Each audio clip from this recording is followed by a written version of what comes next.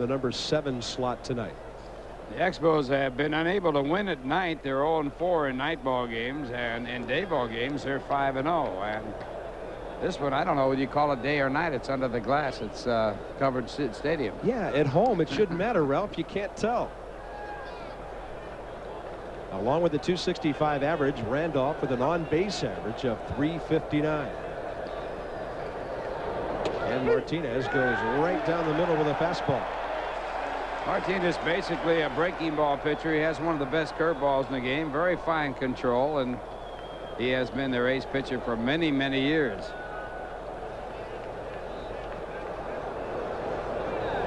Outside target. Fastball runs right back in on Randolph. I'm not sure Martinez put that ball right where Fletcher wanted it, but Willie couldn't catch up. And he's in the hole 0-2.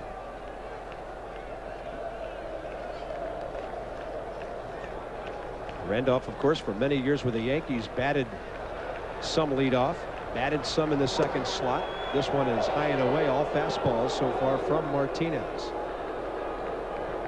Nice to have a veteran like this around who can fill many different roles for him. Has been a very good second place hitter, and one move to the leadoff position. The Mets started to play a little bit better. The acquisition of Dick Schofield batting second. And another fastball. Randolph is gone as Martinez blows one by him. Speaking of starts, Dick Schofield off to a good one with the Mets. In 3 ball games, he's 4 for 11 at the plate. And thus hitting .364. The mainstay for 8 years in the California Angels infield. There's the first breaking ball. 0-2. Got a good look at a good curveball there. He is basically as good a curveball pitcher in the league as, say, Doc Gooden or someone along that line. He really relies on that curveball. He's a very slow, meticulously type pitcher, meticulous worker. Fastball foul. And finally, somebody makes semblance of contact. Yeah, Martinez will really slow down when people get on base.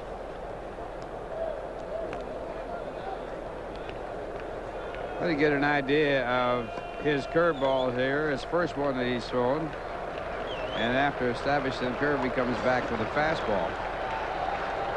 And as you pointed out, Bob, the Mets finally made contact. It went backwards, but it was contact. It's no balls, 2 strikes to Schofield. And he is a contact hitter who is tough to strike out. Martinez, only 24 wins and 22 losses the last 2 years. Expos have not supported him very well. In spite of leading the league in earned run average last year, 2.39. That's a very good ERA today. He also led the league in complete games with 9, and he had 5 shutouts, which led the league.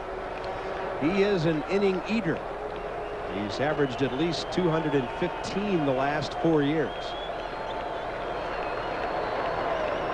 Randolph has struck out. Schofield's in the hole 0-2 with Bonilla on deck.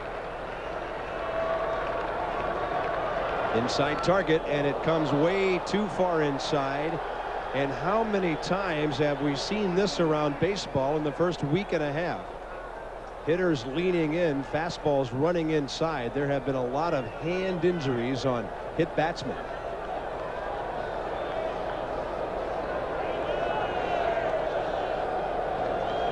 Well, Martinez has good control. I doubt very much if he was trying to hit Schofield in that position, as there is no reason for that. Ball just getting away as he comes back with a fastball. It runs in on Schofield and gets him right above the elbow. And that's painful, but it isn't usually serious. That hand is where you really wonder about whether or not it's going to be a broken bone or not. As several have been already. Here's Bonilla. And a fastball tails away from him. In fact, Martinez might have turned that one over a little bit to drop it down and away. He's got a very good changeup that makes him effective to left-handed hitters. Bonilla off to the great start in St. Louis, going 7 for 17 with both of his homers and all of his RBIs. And then 1 for 10 against the Expos in that series at Shea. Runner going, throw is high, and Schofield is in safely. Well, the Mets have been using the stolen base with their offense here so far this year. Their 13th stolen base in 16 attempts. And Schofield gets his first as he makes it down there in the high throw. The catcher is Fletcher. Aaron Fletcher, who plays a lot of first base and hasn't really had a lot of experience behind the plate. Mets should do a lot of running on him. Only the Cardinals and Reds have stolen more bases than New York so far. 1-1 to Bonilla. This one is outside. 2 balls and a strike. So Bobby Bonilla against Expo pitching. 1 for 10 in those 3 games at New York last weekend. And a little revenge on his mind right here. Early lead would be nice after the Expos took all 3 at Shea. Down low. Bobby couldn't reach it. 2-2. Well, Bonilla has been getting a lot of walks. He has 9 so far this year, second in the National League. Here he chases a pitch way out of the strike zone. His on-base average is 7th in the league at .431. Good on-base percentage, but you really like to see him drive the ball rather than get those walks, even though he is hitting ahead of Johnson and Murray. Another good tailing fastball, and Bonilla is gone for the 2nd out. Dennis Martinez really running that fastball like crazy. And here's a pitcher that was released by Baltimore. He actually was down in the minor leagues when he was acquired by Montreal and making quite a comeback with the Montreal Expos. Went through a rehab program on alcohol. He's one of 5 Nicaraguans to play in Major League Baseball, and the first, of course, to make the major leagues and also be in an all-star game. He's a 2-time all-star pitcher. And Howard Johnson with 2 outs. Howard just hitting down in the 190 range. Struggling from the left side is the switch hitter, and he ducks away from a fastball that was inside. Johnson at 194 overall, 200 left-handed. Nursing that left Achilles tendon that's just bothering him a little bit, not serious enough to keep him out of action. Mets have a few of those nagging injuries. Bonilla's got bruises on both of his feet.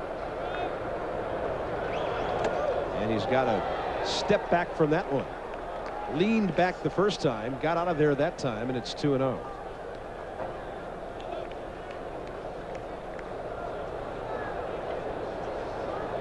Howard Johnson led the National League in home runs, the 2nd switch hitter to do that in the National League. Rip Collins the 1st. Also led the league in runs batted in last year, and the first switch hitter to lead the National League in runs batted in. 2 balls, no strikes. First time Martinez has been behind anybody, and Howard couldn't get that one up high. 2-1. Good news though from Pittsburgh early. Phillies have a couple of early runs off of Dub Draybeck. Terry Mulholland throwing for the Phillies tonight. We'll update the scoreboard for you later, but the Phillies have at least 2 in the top of the 1st at 3 Rivers. Pittsburgh leading the National League East with a 6-2 record. Mets and the Cubs are 3 back, tied for 5th. That's the pitch you've got to lay off of. Martinez has really been running that fastball away from left-handers, and now it goes to 3-1. Expos have been a surprise. They're 5-4, a game and a half back of the Pirates. They had a nightmare last year against the National League East. 28 wins in almost 90 ball games. Breaking ball at the knees. Count goes full 3-2.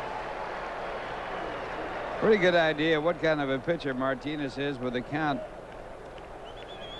against him. He comes back with his curveball and gets it in the strike zone. A very good pitch, and Johnson looking fastball has nothing else to do but take it. Martinez in a position to strike out the side. Schofield at second. Fastball lifted left side, out under it, spike going, and the Mets are gone in the top of the 1st inning. The hit batter and the steal, but they strand a man. But a big inning cost him big time. 15 innings of work. He's been fairly hittable. with an ERA of 3.60 as he looks to even his record against the Expos tonight. And he'll be working against this lineup. Delano DeShields will lead off. He'll be at second. Batting second and playing third base, Brett Barbary. Batting third in left field, Ivan Calderon, a 300 hitter last year. Batting fourth, the right fielder, Larry Walker. Batting fifth and playing first base, Tim Wallach. The sixth batter, the center fielder, Marquise Grissom. Batting seventh and catching, Darren Fletcher. The eighth batter, the shortstop, Spike Owen.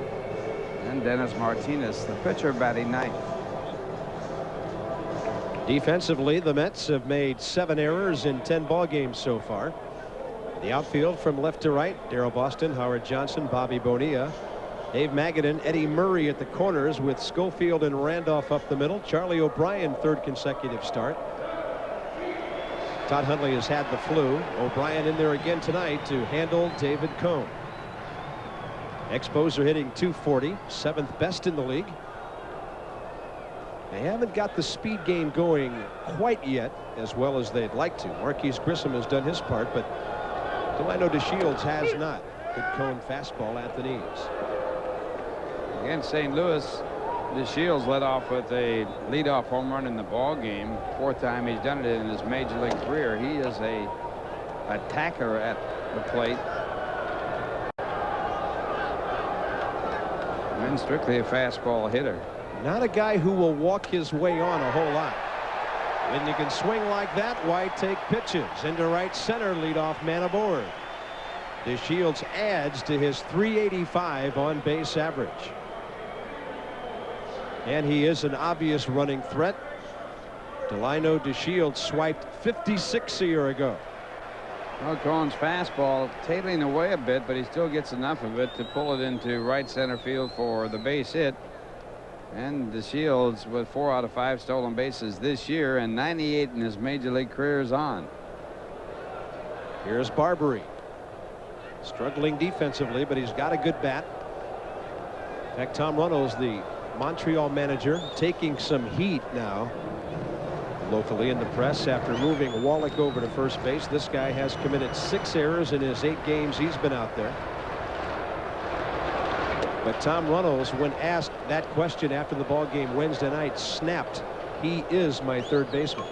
And there is no timetable for him to improve or to be taken out of the lineup. Well, they want his bat in the batting order, and of course Wallach is slowing down a bit, although he did lead the third baseman in the National League in fielding percentage last year, the first time in his career, in spite of the fact he's won Gold Glove.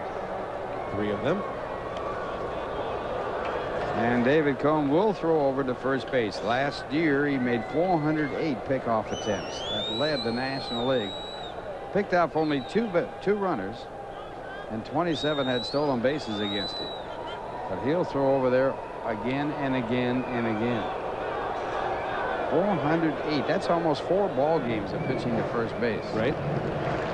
To retire 2 guys. Yeah, picked off 2. You might be better off from an odd standpoint of getting double play balls. That fastball missed. Charlie O'Brien thought it was a strike. He kind of turns and talks to Randy Marsh about that one. 2 balls, no strikes. Catchers and pitchers always looking early in the ball game for the umpire to establish the strike zone that hopefully will stay the same throughout the evening. There was a great pitcher named Sad Sam Jones who never threw to first base. And his theory was they were always looking for it. Over but low, 3-0. One time he did throw over to first base and he picked off his first baseman. He wasn't ready. Well, David Cone may have picked himself off a little bit here. He's been preoccupied with the runner. Now he's in a big hole with some good hitters coming up. That one to the outside corner, 3-1.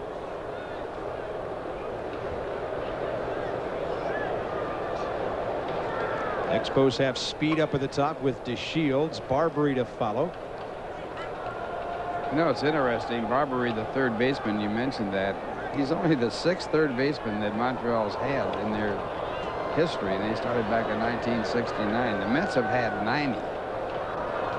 90 different people play third base since they started. 3-1 pitch. Runners going. Pitches ball 4 anywhere. Base hit and a walk, and the Expos with Calderon coming up have big hitting potential here in the very first frame. Well, this is the way the Mets have been playing so far this year. Their pitchers have been behind the count. Their earned run average 5.16, the worst in the National League. And their pitching staff was supposed to be the best in the National League by far. And if you have an outstanding defensive catcher like Charlie O'Brien behind the plate, you'd like to at least give him a chance to go after the runner. Never had the opportunity. Calderon stepping in. Big breaking ball and no contact. Both runners will move up. It simply got away from Charlie O'Brien. I think Randy Marsh, the umpire, might have thought that ball was tipped. He was trying to get out of the way. Kind of unusual for O'Brien to miss a pitch like this. It is a breaking ball. O'Brien looked like he was crossed up. It probably should go as a pass ball. It wasn't in the dirt. And now two runners in scoring position with no one out. Another breaking ball and no swing, says Dana Demuth.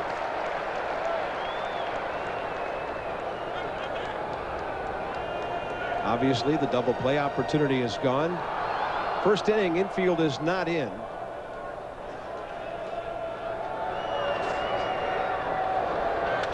And he got him on a pitch on the fists, short center. Howard Johnson charging. Runner is coming and then stopping. They've got to play at third, and DeShields is just back in. He came about 40 feet down the line. Eddie Murray cut the ball off, and they had a shot at him for a moment. Looks like DeShields might have a problem with a hamstring the way he's grimacing there, as you see him bluff up the line on the short fly ball to center. Johnson made a good throw into the cutoff man, and then the throw to third almost in time, but not. And the runner's still at second and third, but one man out. And you touched on the key, Ralph. Howard Johnson threw a bullet to Eddie Murray. Here's Larry Walker. Blowing away with the fastball. Walker, they feel, a budding star here in Montreal. Speed and power. Very dangerous hitter, and he came on very strong in the last half of last season. Shouldn't get much to hit here with first base open and a right-hand batter coming up.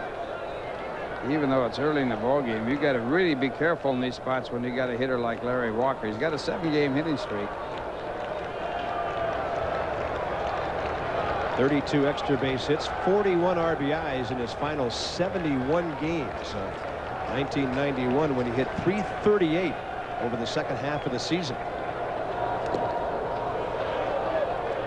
And a year ago, he was having trouble getting playing time early in the season. They still had Dave Martinez here. They never platooning him a little bit last year at that, and then he finally just found out how to hit. Still a young guy. Raised his batting average 49 points last year, the largest by any rookie. 2-1 pitch is outside, ball 3. Walker won't be 26 years old until the first day of December.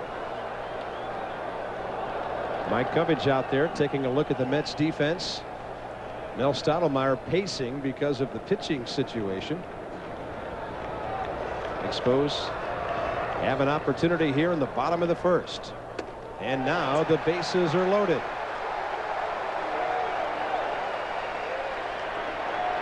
Well, Cohen not taking any chances with the cleanup hitter. And he has a little bit more of an advantage against Tim Wallach, a right-hand batter. Wallach with the off-season last year, also not doing too well so far this year. Last year he hit .225. You're watching Mets baseball 92 on Channel 9 WWR TV, Secaucus, New Jersey. With Ralph Kiner, Bob Carpenter, bottom of the first inning. Double play back in order if Cone can get the Wallach ground ball. Breaking ball appeared to be belled high.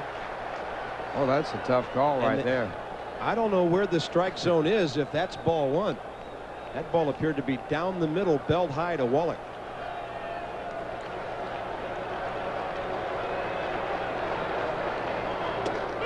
That looked like the same pitch. 1-1 the count.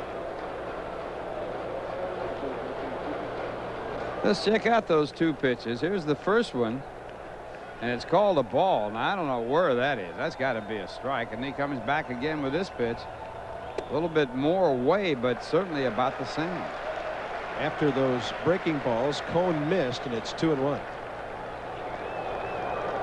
The only thing I can think of is that he might have been fooled by that breaking ball, the umpire that is, and maybe called that first one a little high, Ralph.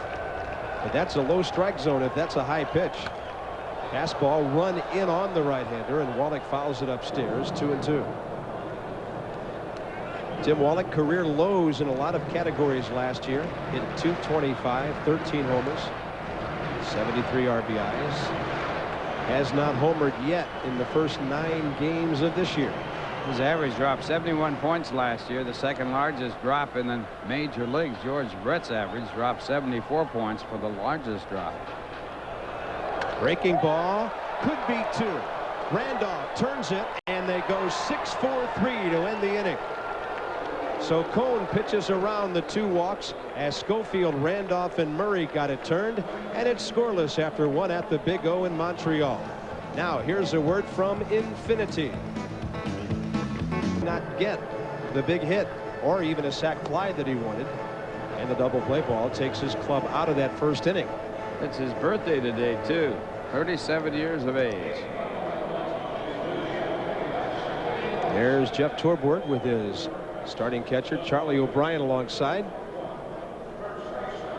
and the big double play ball kept the game scoreless as this one goes to the top of the second. Eddie Murray to be followed by Dave Magadan and Darrell Boston.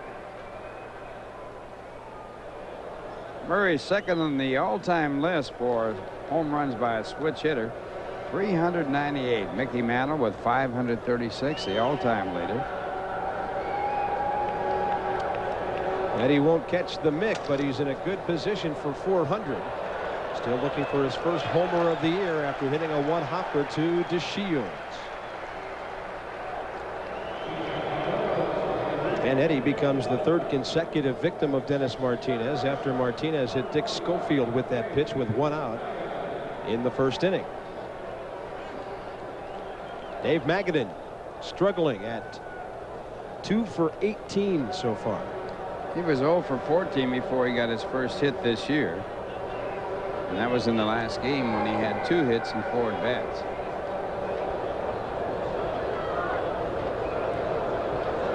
Still a .292 career average. You know this guy is going to hit. He's always been a line drive machine. Batted .328 in 1990, 3rd in the National League that year. There's that fastball outside and low, and Martinez behind Magadan. 2 balls, no strikes. The Mets have never had a batter that played his career with the Mets that hit over 300. Keith Hernandez, the highest batting average in the career as a Met while playing for the Mets, .297.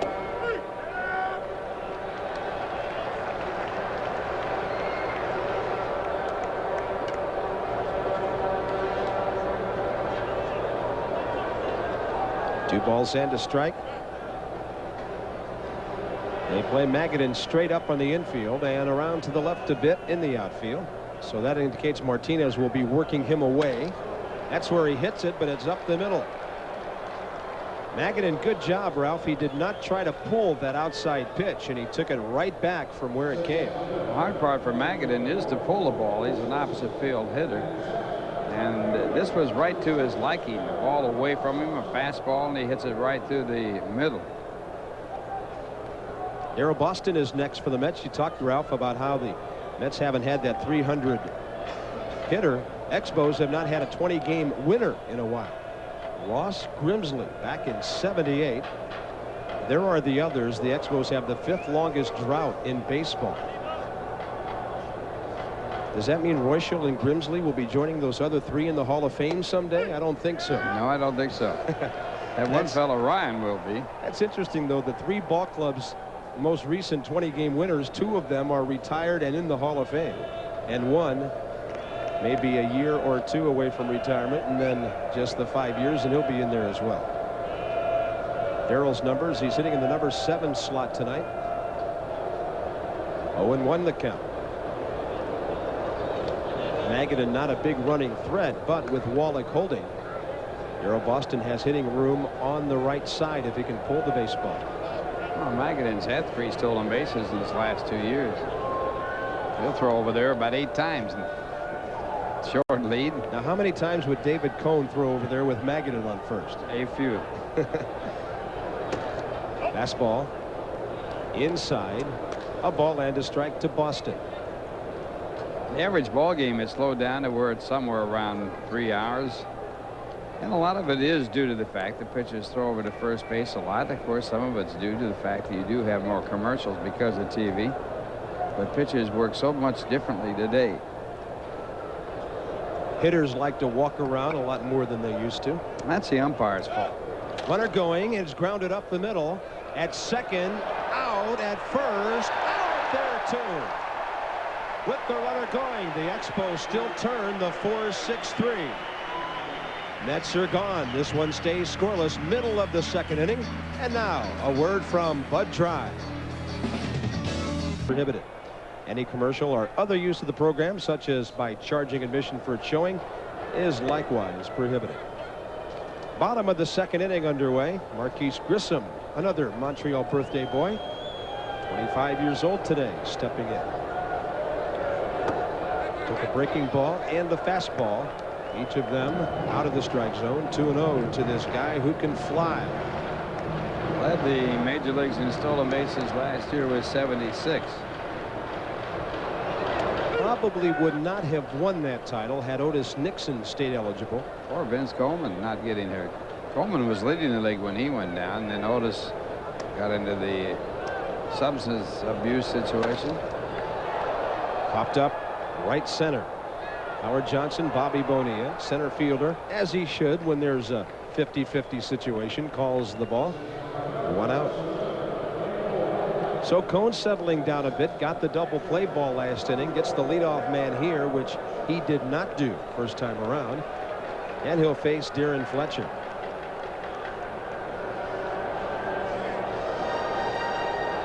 Fletcher bounced around a little the last couple years. Left-hand hitter waiting. Fletcher's been with the Dodgers, the Phillies, and now a chance to be an everyday catcher with the Expos, and he's done well so far. He went to a couple of the best during the winter for some hitting instruction. Went to Tampa, paid $600 to spend a week with the Expos hitting instructor Jay Ward and a guy named Wade Boggs, who were running a baseball camp there. $600 for the week, and he bought himself a 400 average for the first 10 days of the regular season. It's not guaranteed, though. Cash in advance, right? That's right. High in the air, left center. Darrell Boston over to get it. 2 down.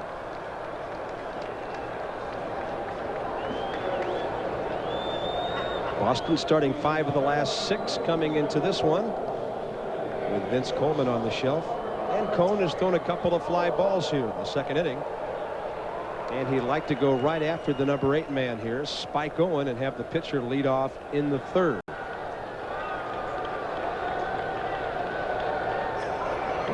Spike Owen, a career batting average of .298 against the Mets. They just don't know how to get him out. Lifetime average is .241. Spike will celebrate a birthday in a couple days. He'll be 31 years old on Sunday here. One of the shortstops rumored that would be picked up by the Mets at one time. And they ended up getting a guy who's 2 years younger. Owen about to be 31. Schofield is 29. Sort of similar players. Both have great hands. They catch the ball when they can get to it. I think that Schofield has a little more range than Spike, although Spike has led the league in fielding 2 of the last 3 years. Last year, the shortstop Ozzie Smith beat him out. Spike Owen is a switch hitter, whereas Schofield hits only from the right side. Cone dropped one down pretty well, and Spike was reaching all over the place just to make contact. 2 balls, 2 strikes. But they're both contact hitters. who can be very pesky in that number 8 spot. Although Schofield is hitting up at number 2 for the Mets right now. Base is empty, 2 outs. And the breaking ball stays high. You don't want to walk this guy and give the number 9 man a chance to get up there. He like that pitcher to lead off the next inning. That's one of the little nuances of baseball in the National League. And this guy's not liable to hit it out of the park. If he's going to get on, make him hit the ball.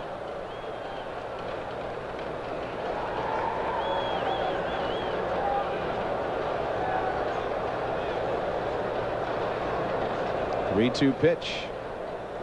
He challenged him with a high fastball into left field. And Cone starting to overpower people a bit because he threw 3 fly balls to the outfield in that inning. All of them easy chances. After 2, no score in Montreal. Here's a word from Mobile. Here in Montreal, Charlie O'Brien will lead off for the Mets, the number 8 hitter, followed by David Cone and Willie Randolph. Each team with a hit. Expos have stranded a couple. And Charlie O'Brien benefiting from playing time now. Todd Hundley's been battling the flu. Feels better, but Jeff Torborg a little reluctant to change things because the last couple days have been wins with Charlie behind the plate. And he's been swinging the bat pretty well. There's his new stance. He's facing the pitcher much more than he used to. That was a stance a lot of batters used back in the 30s, late 30s. Open stance. Mainly brought about by Archie Vaughan, one of the great hitting shortstops of all time in the Hall of Fame, who had an open stance. The theory being you see the ball with both eyes. Charlie talking about that before the game tonight as he goes 3-0 in the count. So that's the key. Tom McCraw worked with him a lot during the spring. One of the problems is the fact that when you open up like that, you open your shoulders up. You got to keep your shoulders closed or get them closed after you start with them open. And you folks might remember the Sunday afternoon game at Shea when the Yankees came in. Charlie O'Brien came into that ball game and in the 8th inning had an RBI double down the left field line. He said that was the at bat that got him over the hump, that got him feeling comfortable at the plate after a spring in which he didn't get that many at bats. Out ahead of that one, he tomahawks it on a bounce over the dugout. Count goes full 3-2. That's a pretty good reason why when you hit with an open stance you have to get closed. Now he did not get closed there and he pulled the ball foul. His 3 hits have all been doubles. And there he opens up too soon and pulls the ball foul. And it's easy to open up too soon against a guy like Martinez, who's got a lot of trick pitches and can change speeds on you. He can have you way out ahead.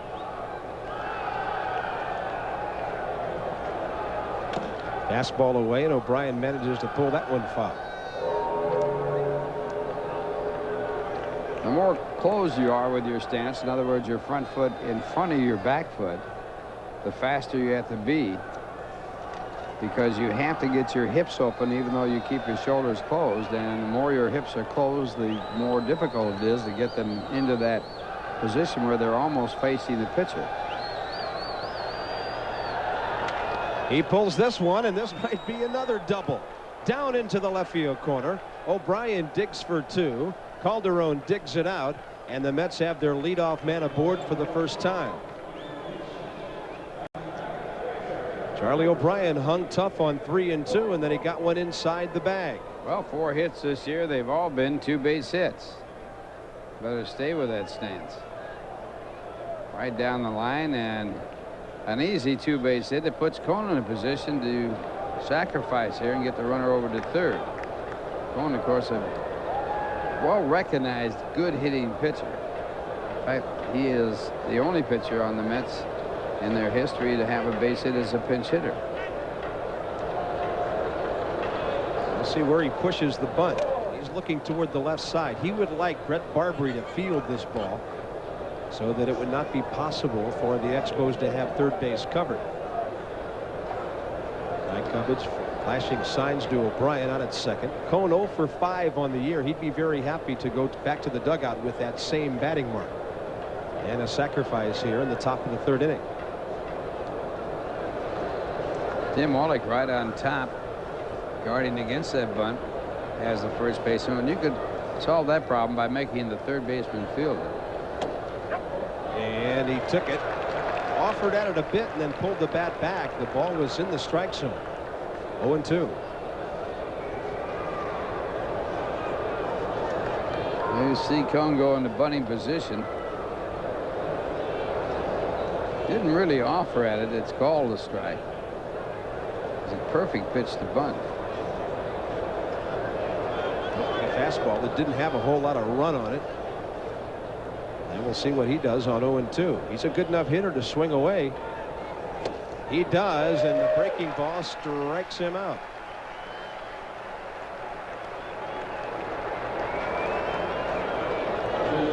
Well, unable to sacrifice. Of course, if you bunt the ball foul with 2 strikes, you're out. And he gets a breaking ball there and doesn't get a piece of it. That might be a tougher pitch to bunt fair than it would be to swing fair, because if you bunt it, you might hit yourself in the leg with it. And so Willie Randolph, with that runner still out at second base, will come up for the second time tonight. Willie struck out, leading off the ball game. And he got all fastballs when he batted that first time. Let's see what happens here. I don't think you'll see that same pattern. He didn't make any contact. Yeah, Willie's up there thinking, geez, I haven't seen his breaking ball yet. It's one of the best in baseball. Target away. There's the breaking ball in the dirt, and that's as good as the sacrifice. Mets get a break on the wild pitch. O'Brien to third base with 1 out. Well, now the Mets can score on an out, and this is the curveball. First one that Martinez has thrown. Willie Randolph, and it bounces away from Fletcher. So the Montreal Expos are going to play their infield in here, and this is unusual this early in the ball game. We saw Jeff Torborg in the first inning not bring his infielders in with runners at second and third, nobody out. Funny, Ralph, that pattern of fastballs, nothing but to Willie first time up, may have set up that wild pitch, because he wanted to give him a breaking ball in the first pitch of this at bat. Put it in the dirt, and the runner advanced. There's a fastball for a strike. Dennis Martinez, 36 years of age. 1990, he was the oldest player on the All-Star squad. A Baltimore rookie he was 16 seasons ago, back in '76. 1-1 to Randolph. And well inside, ball 2.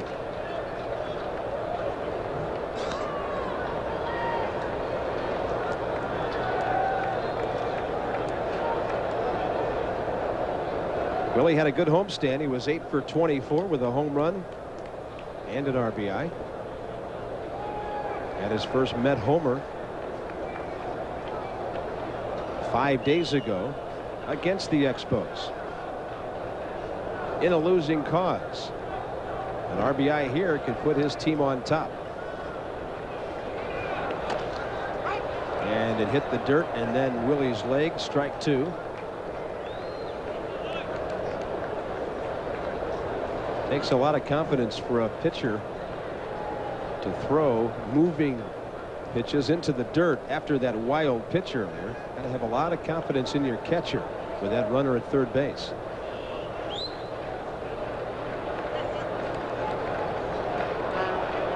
Well, you don't win 178 games in your major league career without some confidence. You have a pattern of pitching, and he is basically the type of pitcher who will throw some balls in the dirt because of that curveball.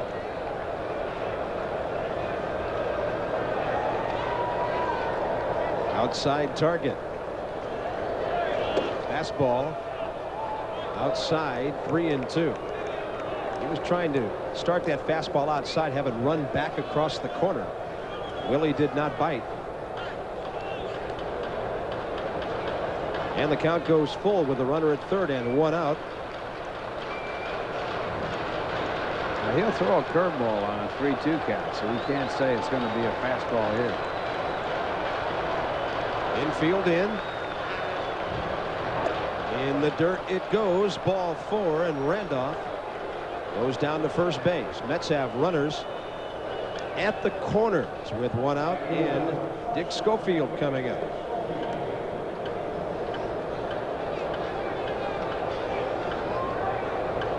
Dennis Martinez, we mentioned 1976. There he is over the last 6 years. 108 wins in the American League, 69 since coming over here.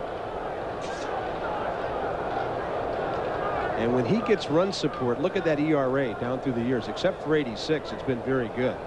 When this guy gets run support, he's outstanding. Since the opening game of 1989, when Dennis Martinez gets 4 runs a game to work with, he has won 29 games and lost 2. He could have sued his teammates for lack of support last year. There's a big breaking ball. Strike 1 to Schofield. You might remember Martinez was ahead of him in the count first time up, and then ran a fastball in on Dick and got him on the upper left arm. Infield back looking for 2. Owen into Shields up the middle.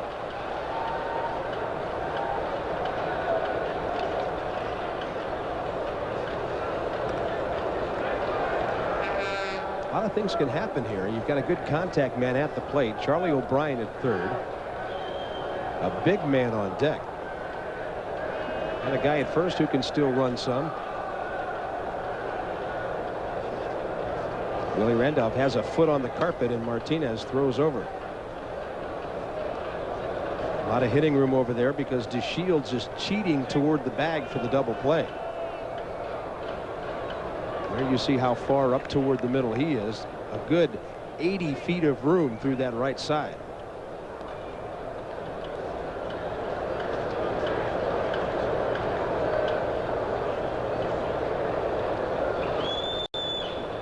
Randolph holding. Ooh, that one is up around his helmet. High enough that it wasn't that tough for Schofield to get down and out of the way. Count goes to a ball and a strike.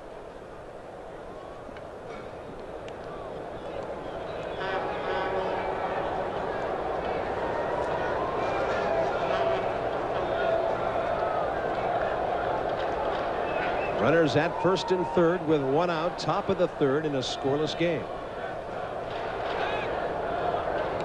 A lot of pitchers won't bother to throw to first after that fake to third.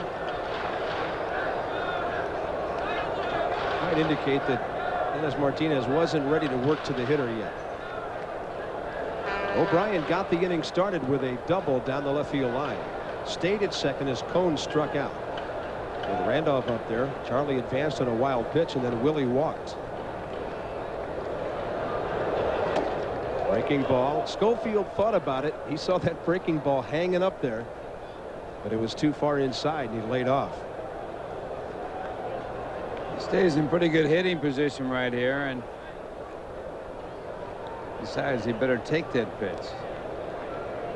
That ball's out over the plate. That's a sacrifice fly at least.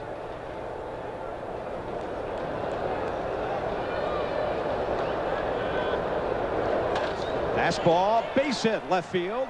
O'Brien in to score. Randolph stops at second, and the Mets take the lead on Schofield's first RBI. Way to go, says Tom McCraw, as Schofield hit the ball hard. Well, after being hit by a pitch his first time up, Schofield ducks under a fastball that was right up around his head, and now hangs in there on this fastball here and hits it very hard into left center field to put the Mets up. Mets have not lost a ball game this year when they have scored the first run of the game, so they have scored the first run here, and they have won 4. And a chance for more with Bonilla. Bobby Bonilla thinking right now, how can he keep throwing perfect fastballs to me? He struck out in the first inning on nothing but fastballs tailing away, and now strike 1 on an identical pitch.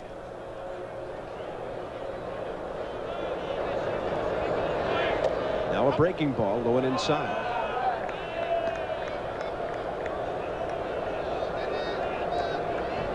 Mets have big inning potential here in the top of the third. Still only one out, 2 men aboard, and the big guys about to see action. Bonilla followed by Howard Johnson and Eddie Murray.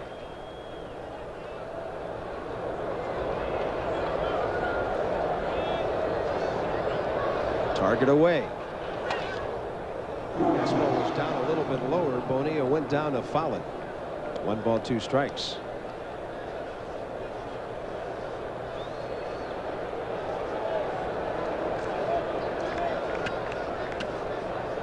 Bonilla 0 for New York in terms of RBIs after getting all 7 of them in St. Louis. Now that the ball club's back on the road, maybe he'll knock in a couple more. Drove in 100 last year for Pittsburgh, while hitting .302 with 18 home runs. Inside target, and the fastball zips right by his hip. So Martinez, after running the fastball away from Bonilla, comes right in on him this time. Well, it's down around the thighs, and that's the way you get away from a pitch. You have to turn away from the pitcher. Most of your hitters today dive into the ball, and that's why so many hitters are getting hit by pitches. That's a good point, Ralph. A lot of guys I've talked to around baseball feel that the umpires protecting the hitters so much in recent years, hitters haven't learned how to get out of the way anymore. That one is inside as well, and the count goes full. There again, you see Bonilla turn away from the pitcher, and that's the way to get out of the way. You should really learn that when you are very small, because it can save you a lot of bruises. But if you're in the backyard, do it with a wiffle ball, maybe. Maybe a rubber ball. 3-2 count. The runners are holding as ball 4 loads the bases. Second walk of the inning. Third consecutive Met to reach base is Bonilla. Once again, let's look at the way that you should try to get out of the way of a ball that's at you, and you turn away from the pitcher, and that at worst puts your back to the ball, and if you get hit, it doesn't hit you somewhere where it really is a lasting feel. As you could see from that replay, completely took the hands out of the play. Hands were completely obscured from our camera and thus from the baseball as well. Big spot for Howard Johnson. Howard with 5 RBIs. And 3 men out there with 1 out. Martinez off the stretch. And time was asked and given by home plate umpire Randy Marsh. Willie Randolph walked. He's over at third. Schofield, the big hit of the inning, the RBI single. He went to second on the walk to Bobby Bonilla. Howard Johnson popped up to short first time up. And the breaking ball at the letters.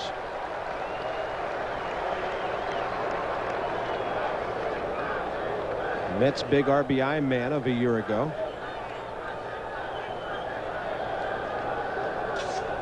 Howard had 117 of them and hitting 38 home runs. Also knocked in a lot of runs in spring training. And 5 so far. And the fastball nowhere near. Howard with 6 Grand Slam home runs in his major league career. 5 of them have been with the Mets. And behind him, Eddie Murray, who's hit 15 Grand Slammers. What Martinez really needs is the double play ground ball.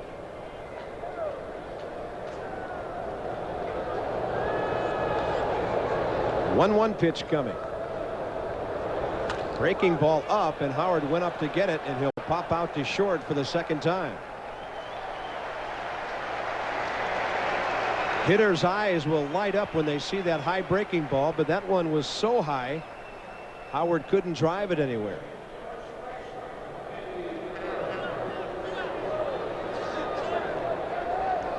Well, this pitch out of the strike zone. Howard goes for it. He's looking for something he can hit in the air, but this one breaks in on the trademark and he pops it up for an infield fly. He's automatically out. And here's Eddie Murray.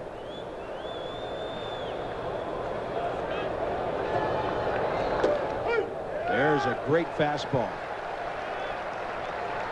It was a strike, but it also appeared to be unhittable as it was tailing away wickedly.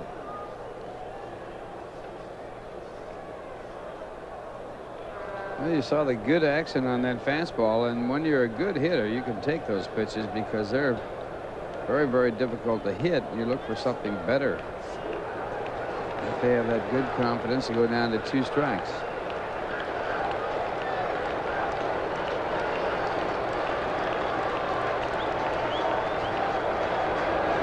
This one a little further outside. A ball and a strike.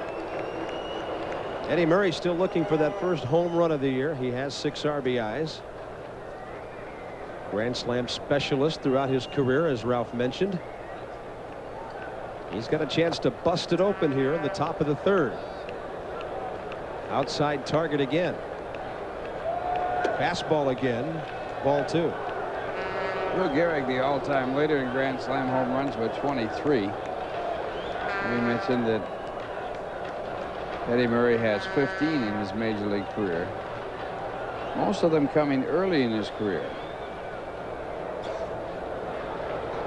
Played in a good home run ballpark for a switch hitter. If you could pull the ball in Baltimore, it's only 309. It was, at least, at the old ballpark down the lines. That one upstairs, ball 3, and Martinez within a pitch of walking home a second run. He's been struggling with his control. He hasn't walked but 2. He's hit it better. He hasn't really been in command of his pitches. Willie Randolph looking into Eddie Murray as if to say, hey, stay within yourself. Make him come to you here. Off the full windup. And Murray hits a fair ball inside the bag. That will score at least 2. Bonilla heading for 3rd. Cubbage will send him. He will score without a play. And it's 4-0 New York. Randolph, Schofield, and Bonilla scoring. A little cue shot by Eddie Murray, perfectly placed down the left field line. Eddie Murray now with his 5th double. They've all come in his last 3 ball games. And he gets 3 big runs batted in. Not well hit, but certainly in the right place. And it goes down into the area in left field where Calderon has some difficulty picking it up, and that gives Bonilla a chance to score from first base. Randolph, Schofield, and Bonilla. And that ball was hit so slowly, Cubbage would have sent Bonilla anyway. But when it was fumbled by Calderon, then there was not even a throw. So on 4 hits, the Mets lead 4-0. 3 of those hits in this inning. Both men who walked have scored. And Dave Magadan is the 8th man to bat here in the 3rd. He singled up the middle his first time up, and a wicked breaking ball is grabbed on a nice play by Darren Fletcher. Magadan got a fastball away and took it up the middle for the Mets' first base hit last inning.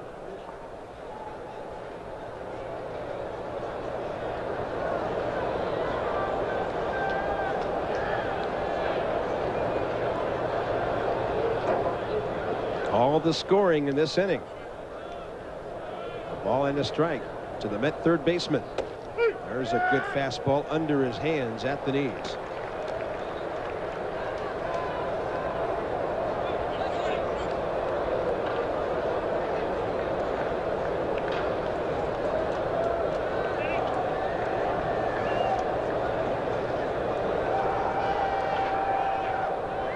Magadan, good contact man up there, liable to put it in play even when behind in the count.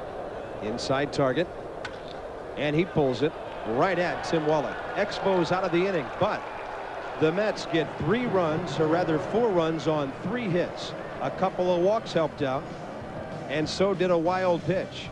Middle of the 3rd, 4-0 New York. And here's a word from your tri-state Lincoln Mercury dealer. The Expos had runners at second and third, nobody out. Cone got the short fly ball, then the double play ball after a walk to load the bases, and you waste opportunities like that early, you pay later. You have to take advantage of what you are given, and they were in a great spot. But that double play ball that Tim Wallach hit into the turning point at this point. And David Cone, of course, one of those pitchers. Martinez is like that. All the good ones are. That if you don't take advantage of that early opportunity, it might be the last such chance you have in the ballgame. Martinez, a 131 career hitter, 0 for 5 this year. That one off the end of the bat. And you might remember last inning, Cone starting to pick up the pace a little through pitches that resulted in 3 easy fly balls, including to the number 8 man, Spike Owen, who had a full count. Cone got him so he could get the pitcher to lead off in this inning. And then strike out on a low and away breaking ball. Only the first strikeout for David Cone tonight. And we'll take a look at the Macy's National League scoreboard. Drabek for Pittsburgh, but the Phillies got a couple in the first inning. Everything else starting later. Cubs are at St. Louis with Maddox and De Leon throwing. The San Diego Houston is Hurst and Harnish. Rijo and Downs as the Reds play later. And it'll be Glavine and Martinez as the Braves play at LA. It's a night in the National League when a lot of staff aces are on the mound.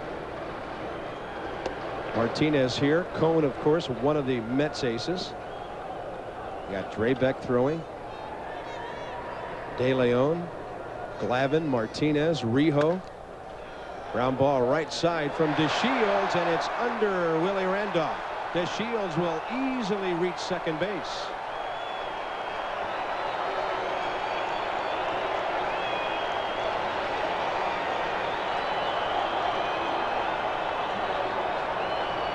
Well, Murray comes off the bag, and you wonder whether or not he blocked the view of Willie Randolph. Randolph can't get over there, and he goes on through, and it is scored as a base hit. It'll be a double off the glove of Randolph. Willie had a long way to go. Would have been a tough turn and throw to the pitcher for him had he gloved the ball cleanly. Now Brett Barbary, the hitter.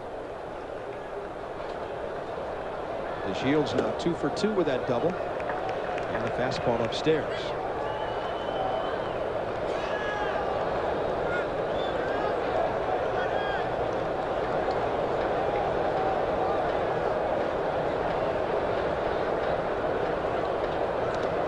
This one in the dirt. Over to third. Easily DeShields. And a wild pitch by David Cone. David's second wild pitch of the season. He throws an awful lot of balls into the dirt, mainly off the split finger fastball. That was a fastball right there, not the split finger. And now a runner at third with 1 out. The Mets will play their infield back. They're leading 4-0. Barbary, a pretty good contact man. You like their chances to score here. He's a line drive hitter. Good breaking ball by David Cone makes the count 2 balls and a strike. This guy in 57 games as a rookie last year hit .353 to make a big impression on Tom Runnels. Charlie O'Brien blocks the fastball in the dirt.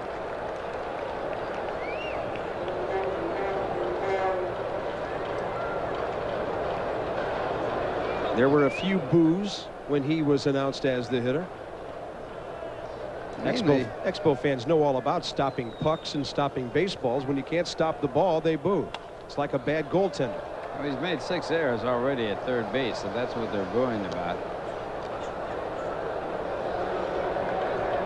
Well, Stottlemyre saw David Cone get the double play ball, work through an easy second inning, get the first man here, and then the ground ball that deflected into the outfield for a double. The wild pitch, and he needs the strikeout here, does David Cone. And he almost got it, but the breaking ball was a little bit low. And that's his third walk. Oh, Randy Marsh, the home plate umpire, calling that ball a ball, and David Cone very unhappy with that call. Let's have a look at the Toyota American League scoreboard.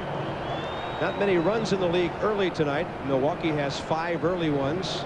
Middle innings as they entertain the Mariners. Minnesota on top of Chicago 3-0. All the American League action in the Eastern or Central time zone tonight. So we'll have some finals for you later on.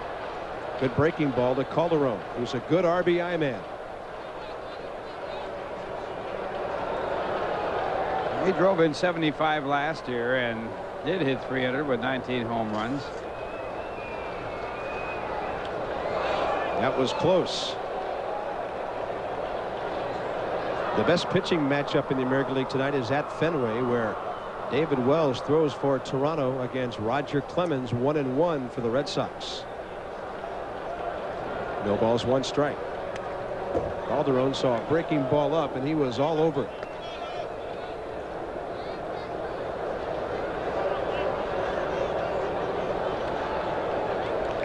Again, the Mets could use the double play ball. In a bases loaded situation, 1 out in the first. Cone got Wallach to bounce into a 6-4-3. On 0-2, the fastball rides inside. Lando Shields lightning quick at third. Brett Barbary good speed at first. We'll see what he follows that pitch up with now, Ralph. You think breaking ball. But he comes inside for the fastball. It'll be hit too slow to get 2. The run scores as DeShields comes home to make it a 4-1 game.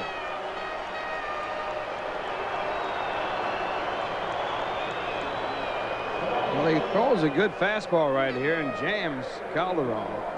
Unfortunately for the Mets, he hits it so softly there's no possible chance for the double play. In fact, they can't even get the lead out at second base as the run comes in the score. So DeShields has scored the first run for Montreal. Now here's where Cone needs to get tough and take care of the Expos in this inning.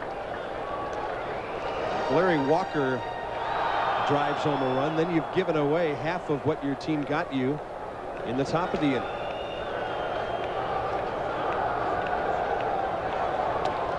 Breaking ball. And you know what? That looked like a strike, but it crossed up Charlie O'Brien, and he may have shielded Randy Marsh from the call.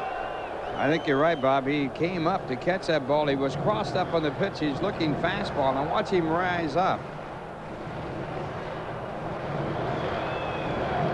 And the pitch looked like it was in the strike zone. Again, Randy Marsh is not giving that breaking ball to David Cone. Phillies have added a run at Pittsburgh. John Kruk has tripled home a run. And it's now 3-1 Phils over the Pirates, top of the 5th. Well hit, but right at Willie Randolph. So Cone will get out of it with 1 run scored. A double, a wild pitch, and a walk. They strand a runner. They've left 3. After the early innings, the Mets on top 4-1 here at the Big O. And here's a word from your Tri-State by play. Here's Ralph. Okay, Bob, thank you very much. And it'll be Darrell Boston to lead it off. Boston grounded into a double play, even though it was a hit-and-run play his first time up. Boston with a home run this year, and he goes after the first pitch is strike 1. Dennis Martinez has given up 4 runs. They all came in the third, and the Mets have had 4 base hits.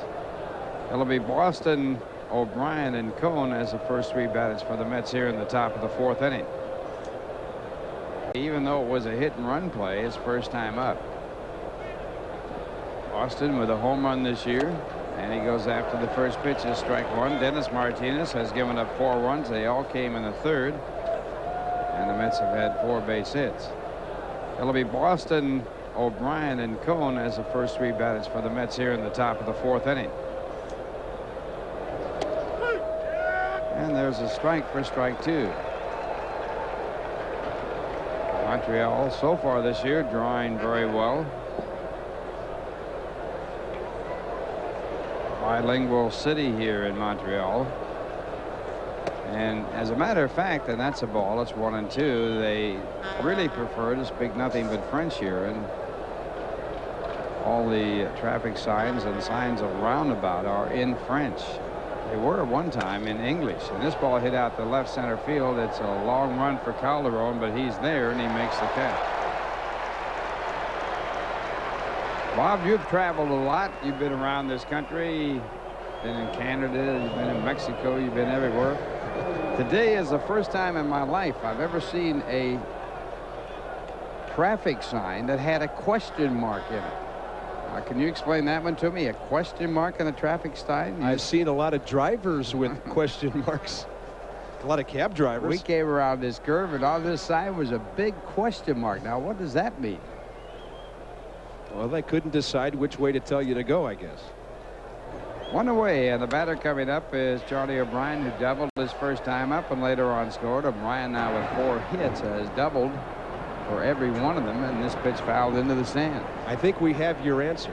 One of our astute stage guys here tells me that that is the symbol for the information center. Is that what it is? So it must have been located right there. I thought we were in deep trouble when you look at a sign with a question mark. 1 strike to count. And the pitch back is hit hard down the line again. This time backhanded by Barberie. His throw to first base is dropped by Wallach at first, and we'll see whether or not that will be an error. O'Brien could get a hit because he might have been able to beat the play. Let's see how they scored. Now, how ironic is this play? The kid over at third makes a good stab after committing 6 errors in 8 ball games, and the guy that he replaces after this very good play drops the throw, and it's an error on Tim Wallach. So even when Barberie does something good defensively, it does not earn an out for the Expos. And now David Cohn, the batter, and again he's in a bunting situation in the first pitch. Ball 1. Wallach gets charged with the error, his 3rd error, while playing third. So they have weakened 2 positions by moving Wallach from third to first. 3 errors at first base this early in the year is very, very high. And this one is bunted, but it's bunted foul. It's 1-1. Cohn unable to sacrifice his first time up with a runner at second base and no one out. Now in a bunting situation here again. Cohn checking out the signs. Wallach had to go backhand. That was not a difficult play. The ball was well off the ground. It's not like he was picking a short hop. He just simply dropped it.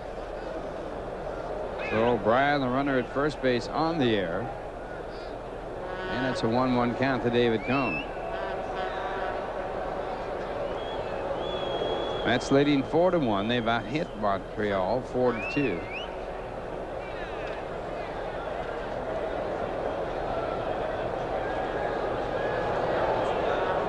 And the 1-1 pitch, and Cohn fails to bunt again, and it's 1-2. So Cohn having difficulty trying to sacrifice for the second time. Checks out the third base coach to see whether or not he will attempt to bunt again or swing away. 1st to 3 with the Montreal Expos here in the Big O.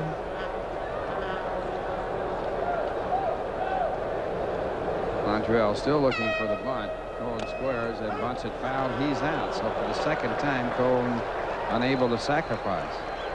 That goes as a strikeout. Running fastball, and David was just over the top of it. 4 strikeouts by Martinez, 2 of them on the opposing pitcher.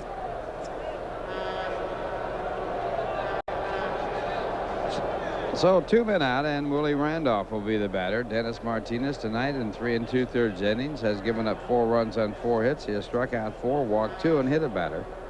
All the runs for the Mets have been earned. And a breaking ball for a called strike. Randolph has struck out and walked. He also has scored. The Mets sending 8 men to the plate in the 3rd to score their 4 runs, leading 4-1.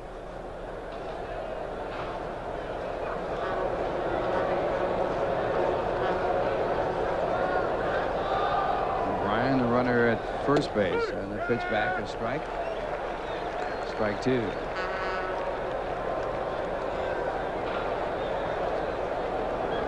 Montreal with a record of 5-4, and the Mets with a record of 4-6, and losing 3 of those 6 games to Montreal at Shea Stadium.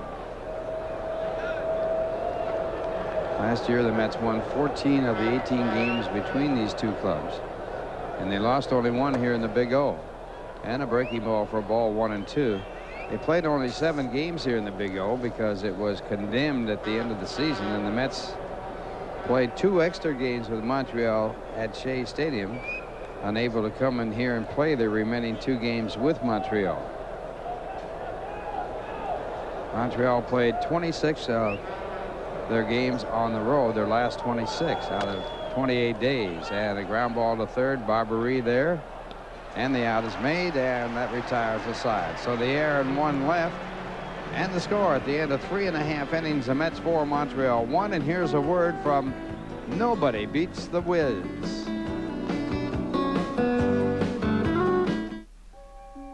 And it will be Tim Wallach to lead it off for the Expos.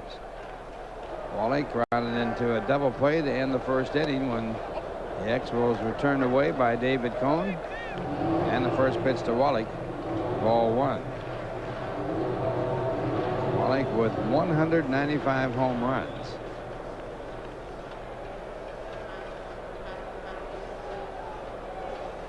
Veteran third baseman who has never been on the DL, now playing first base, and unhappy about being moved to first base after some brilliant years at third, and the fastball fouled off. 1 ball and 1 strike. Asked for a trade in spring training because of his unhappiness. Expos, though, Dan Duquette, general manager, Tom Runnels, manager, reluctant to let this veteran go. They need guys like this around with all the young players.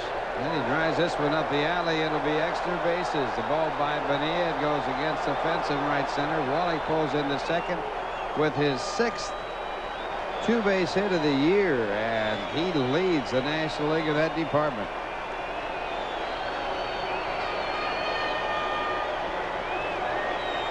There's the history of the Expos at the hot corner. Expansion team in '69. Coco LeBoy 2 years. Bob Bailey then. Only 1 year for Ron Hunt, a guy known for getting hit by pitches in his career. Then Larry Parrish really settled things down until Wallach took over for him and Barberie this year. The big question is, will that Barberie 1992 have a dash and then another year long down the road after it, or will this be a short-term thing here? And the batter Marquise Grissom takes the first pitch for a called strike. Grissom flied to center his first time up, and the fastball, a ball 1-1. You know, Ralph, you were talking about the bilingual influence up here. Even at old Jerry Park, they couldn't think of a French way to say Coco LeBoy or Boots Day. Came out the same both ways.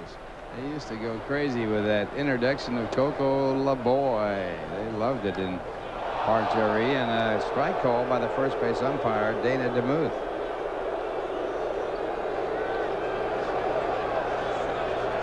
Snappy breaking ball. It couldn't have been a called strike, so it had to be called a swing on the appeal down to Dana. And that helps Cohn because he gets his man in the hole 1-2, and Tom Runnels is really upset about it. And with these dugouts, you can get right out to the umpire, and Runnels is gone. On his birthday, he gets thrown out of the ball game, and it's a toe-to-toe.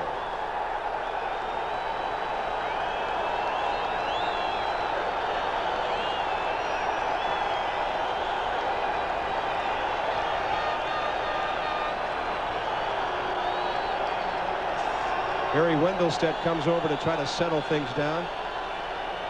Well, one thing you can't do in baseball is argue a strike. And Reynolds arguing from the dugout and then coming out of the field, and that was his undoing.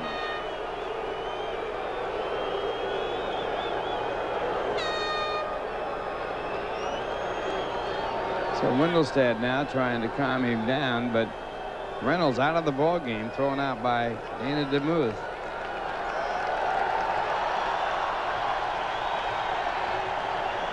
That's no way to treat somebody on their birthday. Those two were nose to nose during that confrontation. Runnels not ready to leave yet. You know, adding a little fuel to the fire with this situation here is this new configuration of Olympic Stadium. When they moved the home plate and the entire field back about 40 feet toward the backstop last year and cut out the stands a little bit, it brought the dugouts so close to play. And when Tom Runnels was down at the first base end of the dugout, now there you can see it on the third base side, You go down to the end of the dugout, you're probably about 25 or 30 feet from the base umpire. And Runnels was right down in that far corner of the dugout at the end of the railing there. And he could give it in big fashion to Dana DeMuth. And it didn't take long for him to get run out of here. So they have to clean up the debris here. And let's take a look at what took place. What preceded the ejection. This is a breaking ball that'll end up outside. Did he swing? The bat appeared to be over home plate when Grissom stopped it. But Dana DeMuth said the bat was through the hitting zone. And then there's Runnels going down toward that end of the dugout and within about 10 yards of the umpire. This time no swing, and that brings out a cheer. Stay in the dugout. Stay in the dugout, Jeff. Don't worry about that one, Mr. Torborg.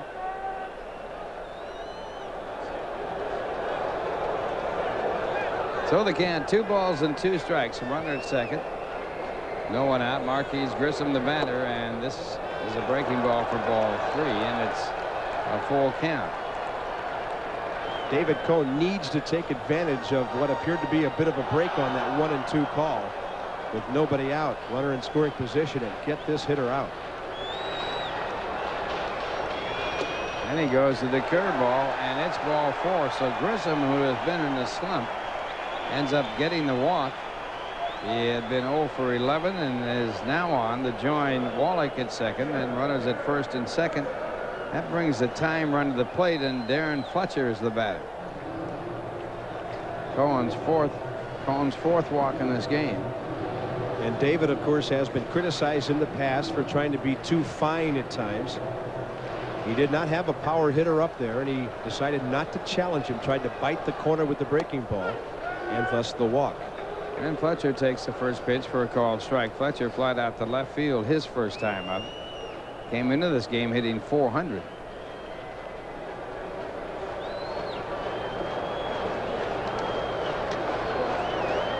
Six hits and 15 at bats, and he hits this ball in the air to center field. Short fly ball to center. Runner at second, Wallach not tagging up, and Johnson makes the catch and gets the ball back in. So 1 away. Runner still at first and second, and that'll bring up Spike Owen.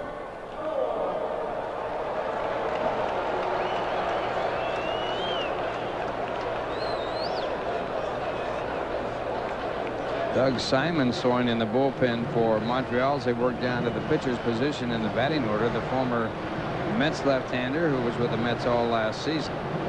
Expos have pretty good balance down there. They've got Simons and Jeff Facero from the left side. Bill Sampson, the former Pirate Bill Landrum, who should be an outstanding setup man here, who can also close out some games.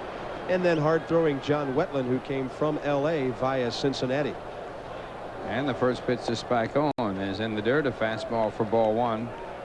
Owen flat out to left his first time up. Expos had a bullpen nightmare last year. They took Barry Jones from the White Sox, who was a setup man for Bobby Thigpen, tried to make him a closer, and the year was a disaster from start to finish. And the breakdown of their bullpen certainly led to the terrible record of the Montreal Expos. I mean, that pitch a ball, and it's 2-0. Well, if you have a ball club that's got a lot of young players and you're going to rely on speed, defense, and pitching, you're not going to blow many people out. You better have somebody who can close out ball games. They feel this year they do. 2-0 the count. And the pitcher called strike, and that one high as far as Spike Owen is concerned. We're in the third innings for Cone. 3 hits, 1 run, 4 walks, 1 K. He came in with 20 walks and only, or rather 20 strikeouts and only 4 walks. And again he misses, and it's 3-1.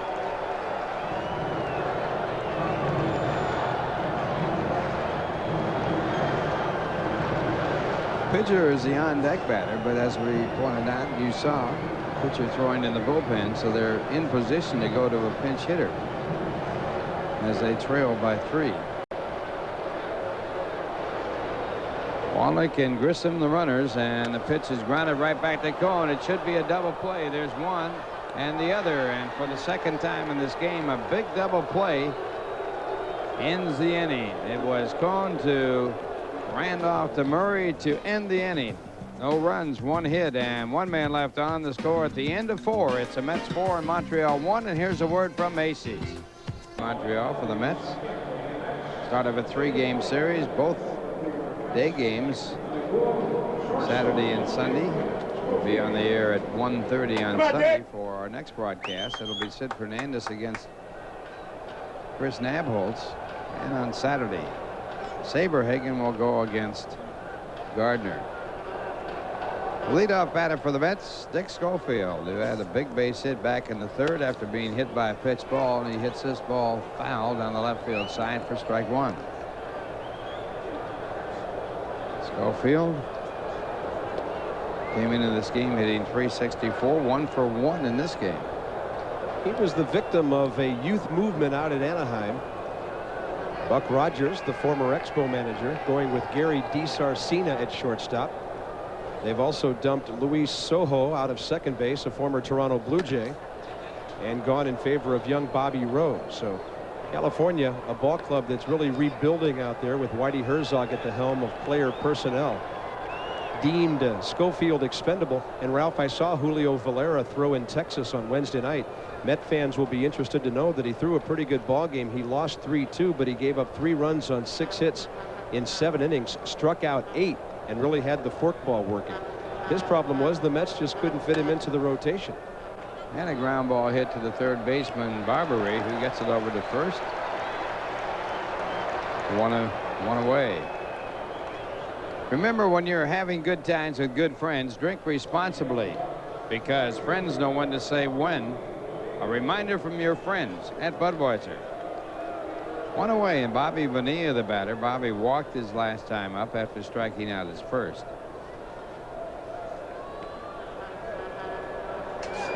And it's a fastball by Dennis Martinez for ball 1. Martinez on the verge of leaving for a pinch hitter, but that double play ball kept him in the ball game. And the 1-0 pitch, a change up for ball 2. 2 balls and no strikes. Martinez's lifetime record against the Mets, 8 wins and 9 losses. Last year he was 1-1 against the Mets. Pitched a perfect game on July 28th against the Dodgers. And the pitch hit in the air to left center field. It will be a base hit, dropping in front of Grissom. And Bonilla with his first hit. And the Mets have a runner on with 1 away.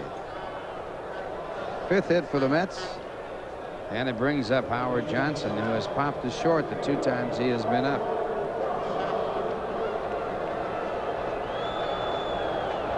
Howard struggling early in the year.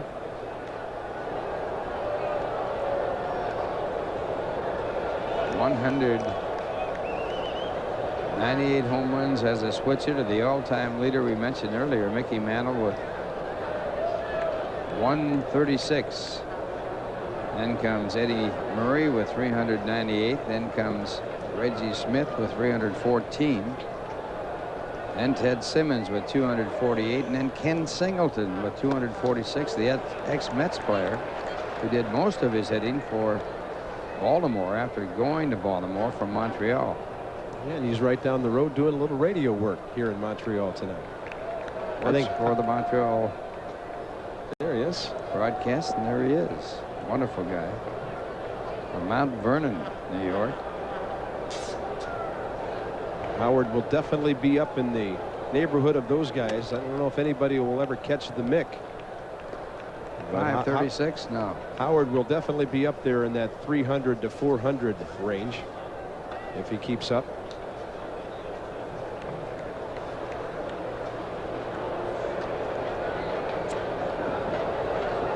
It would be nice to see a couple of things here tonight. See Howard Johnson get the bat going a bit. He's hitting under 200. And also see David Cone to hold on for this win with Saberhagen going tomorrow and being rocked a couple of times, then Brett maybe can relax a little more and not feel like he's got to go out tomorrow and do it all himself and maybe put added pressure on. And then you got Fernandez on Sunday. This one could set the tone for the weekend in good fashion for the Mets if they can hold on. And they're leading by a score of 4-1. Runner at first and one away, and that pitch a ball. There goes Bonilla, and he steals a base. So Bonilla gets his first of the year, and the Mets taking advantage of a little lax defense. Oh, Ralph, earlier you talked about Magadan stealing what, 3 over 2 years? Here's Bobby Bonilla. He stole 2 in 157 games for the Pirates last year. Of course, a lot of times he started out on second base too. He gets a lot of extra base hits. Certainly not noted for stealing bases. He has a little fun with it. Delano DeShields is giving him a hard time. He said, hey man, you now have more steals this year than I do. Rick Cerrone's had a stolen base already this year for Montreal. DeShields has 0. And the pitch. 3-2. You know, talking about switch hitters, the majority of switch hitters in the Hall of Fame are pitchers. Very few of them in the Hall of Fame. Mickey Mantle, of course, Frankie Frisch. Now the 3-2 pitch, hit on the ground to the second baseman DeShields, who led the league in errors last year with 27. But he comes up with this one, and on the play, Bonilla goes to third. So a runner at third with 2 men out, and Eddie Murray, the batter. Eddie with 3 big runs batted in the third inning when he doubled over the third base bag. Dennis Martinez has worked over Howard Johnson really well tonight. 2 pop-ups and a grounder. All 3 balls on the infield.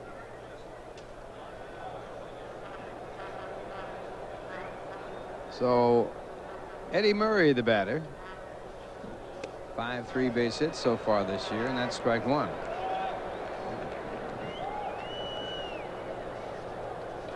.398 home runs as a switch hitter.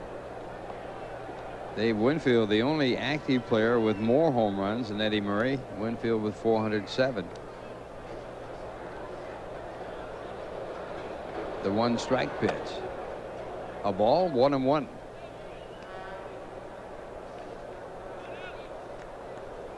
Murray coming to the Mets from the Dodgers, but most of his fabulous career with the Baltimore Orioles. The 1-1 pitch. Fastball for ball 2. 2 balls and 1 strike.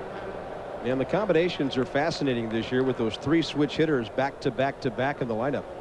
No team has ever had 3 switch hitters hit 20 each in a season. Several teams have had 3 switch hitters hit 10, but never 20 each.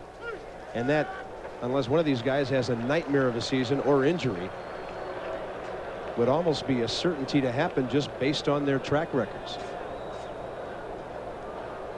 2-2 the count.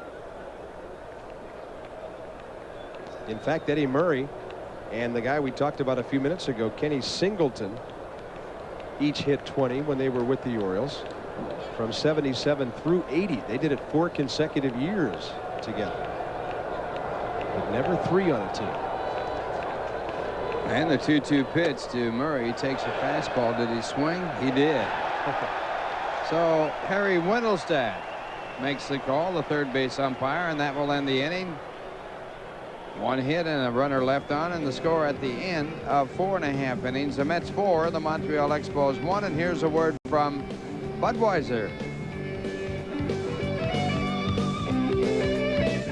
4-1, bottom half of the 5th inning. We're going to see a change here as we're having a pinch hitter, Eric Bullock, for the pitcher Dennis Martinez.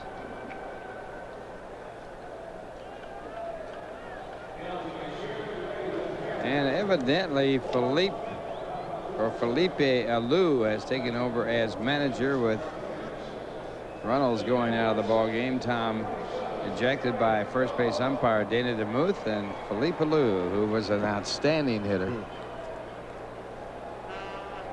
And at one time hit with 2 other of his brothers against the Mets in one ball game. Three brothers in one game. The only time that ever happened in the major leagues. It took place at the Polo Grounds against the Mets.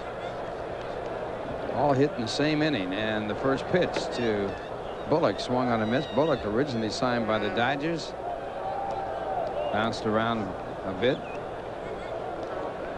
Batted .222 for Montreal last year in 73 ball games with 1 home run. And David Cone misses. 1 ball and 1 strike. Doug Simon throwing in the bullpen. Evidently will be the new pitcher for Montreal when the Mets bat in the 6th. Then the fastball is missed. 1-2. This has not been a performance of great talent for David Cone in this game. He has really had to struggle, but he has turned 2 potential rallies in the outs when he picked up 2 big double plays, 1 in the 1st and 1 in the 4th. Missed again. 2-2. He struck out only 1, and he has walked 4 while giving up 3 hits. Fastball fouled away. The count will stay. 2 balls, 2 strikes. Home with a record of 0-1 this year.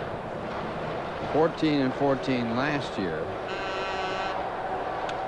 And again, the fastball fouled off. Lifetime record of 67 wins, 42 losses.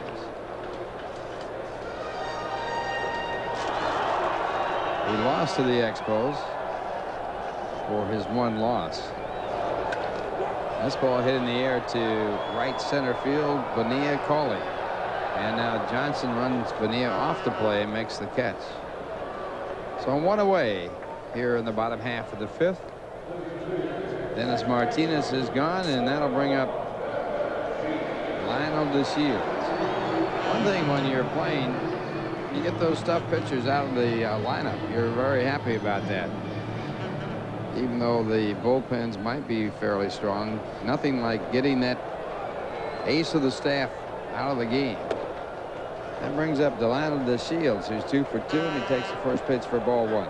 And as long as you're ahead, you can pretty well count on the fact that you're going to keep their best reliever on the bench down in the bullpen, which helps your cause down the line. Expos were looking for a big Martinez outing here tonight, maybe grab one from the Mets to make it 4 in a row and then set the tone for the weekend. But it's New York that's grabbed the momentum, and we'll see how it develops the rest of this game on into the starts by Saberhagen and Fernandez. 2-1 the count to DeShields.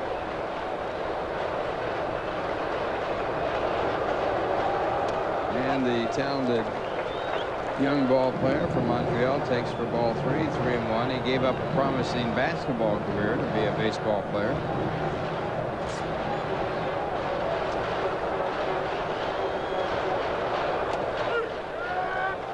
And there's a strike. 3-2. Speaking of talented athletes, the leader in the National League in hitting, Deion Sanders at 452. Isn't he something?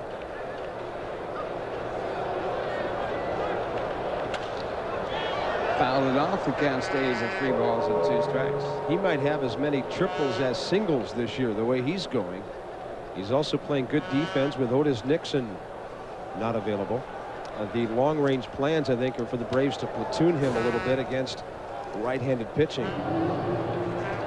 But the word out of Atlanta is that Neon Deion and his agent are starting to think baseball full-time. Sanders leads the league in hits with 19 already. Ground ball to the shortstop, Schofield. 2 men away as DeShields is out. And that'll bring up Brett Barbary. That's leading 4-1. One of the big problems John Sherholtz is going to have down there in Atlanta, Deion Sanders makes about $1 million a year playing football. How do they give him that to make up for his lost football income and then keep some of the other young players like Dave Justice happy, who's making far less than that? Potentially explosive situation down there because of the dollars involved. And there's a strike. Justice right now having problems with his back again. Last year he missed quite a few games because of a bad back. Did he go? No, he didn't. So it's a 1-1 count.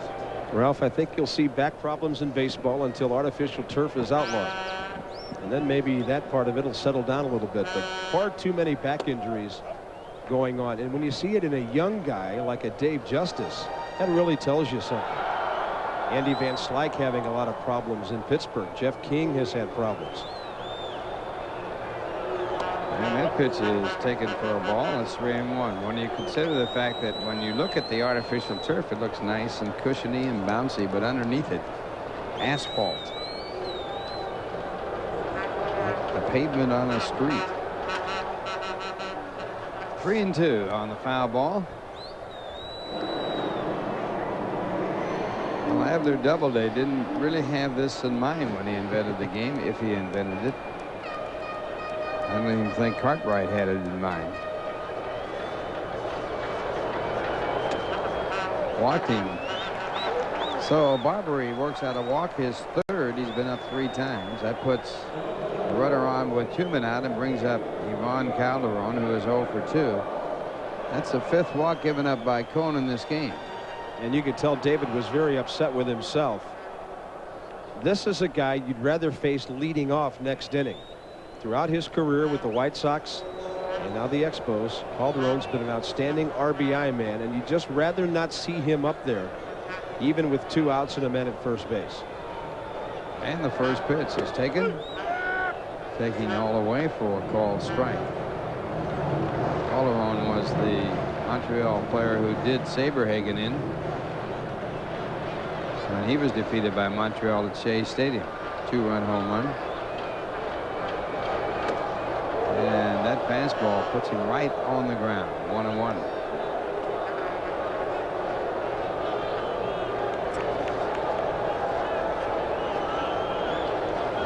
That one is up and it is in, and there you see Calderon turning into the baseball. That left shoulder flies out. That ball tails any further inside, it might have gotten him on the hands. And the pitch is high. Another fastball. 2-1. I guess the guy you could sue for that. The man who has made the difference in batters diving into the ball is Charlie Lau and his disciple.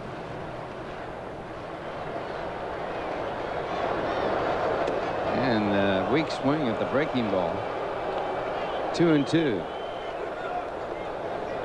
Right after he went down, Ivan looked over toward the Met dugout. I wonder if he was checking out the old Chicago skipper Jeff Torborg, saying, "What are you doing to me out here?" And it's a fastball popped up into shallow right. Bonilla has the easier of the play, and he makes the catch to retire the side. So a walk and 1 left. The score at the end of 5. It's a Mets 4 and Montreal 1. Here's a word from AT&T. He has worked just part of an inning, and he, of course, with the New York Mets. Last year for the full season was 2-3 with the Mets with 1 save. In his major league debut, he was the winning pitcher against the Phillies when the Mets came back to win the ball game. They tied it on a home run by Rick Cerone and won it on a home run by Hubie Brooks. And here for the play-by-play, Bob Carpenter. All right, Ralph, thank you. And on 1-0, Magadan got a pitch inside and fouled it off to the right. Dave has singled and grounded out. 1 for 2 tonight. Mets have 4 runs on 5 base hits. They've knocked out Dennis Martinez.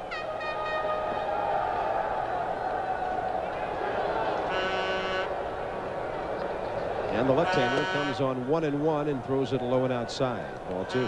Magadan followed by Boston and O'Brien. Numbers 6, 7, and 8 for the Mets in the top of the 6th inning.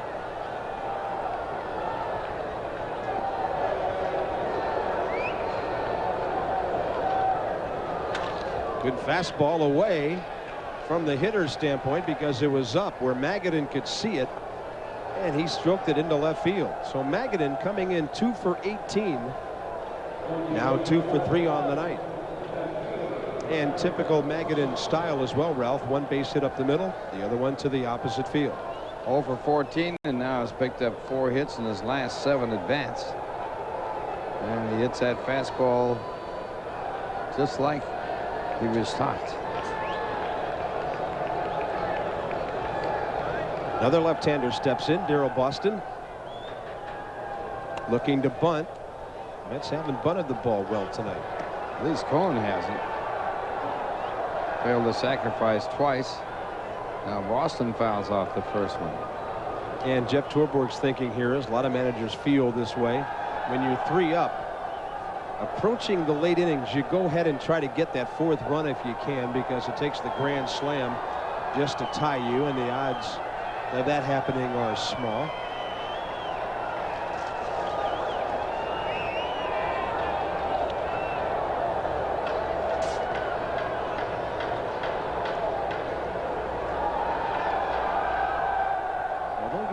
See teams sacrificing runners into scoring position ahead of the 8 and 9 hitters. But the number 8 man swinging the bat pretty well. Has an extra base hit here tonight. Boston offered, took the breaking ball, and it's strike 2.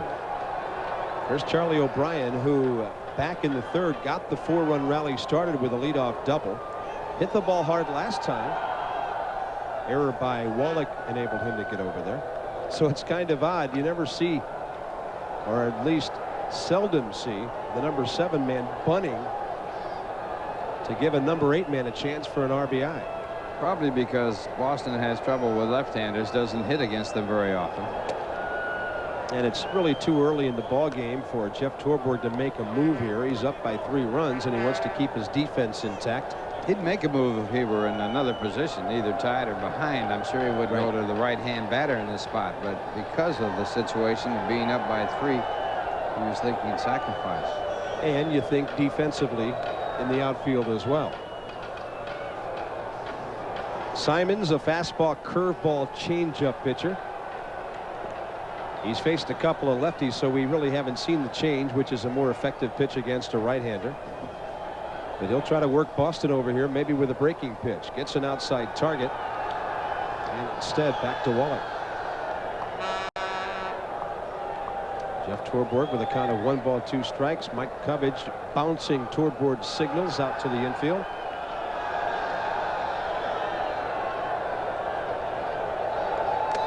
That was a straight fastball, and it hit Boston. It just nicked his jersey as it went by. And on 1 and 2, the Mets get a huge break. 2 left-handers get aboard. Charlie O'Brien to follow. This ball just gets part of his uniform. Fastball. Barely just ticked that uniform, and that changes things around for the Mets as they have runners now at 1st and 2nd with no one out. Not very often you see a catcher cleanly catch a ball that hits a batter. But that's how little change of direction there was on the ball to Boston. And a big spot for Charlie O'Brien. Montreal bullpen will get busy again. He was looking to bunt. On that pitch, Wallach, the first baseman, was behind the runner and moved up late, as Montreal didn't think that the Mets would sacrifice in this situation with the pitcher coming up next.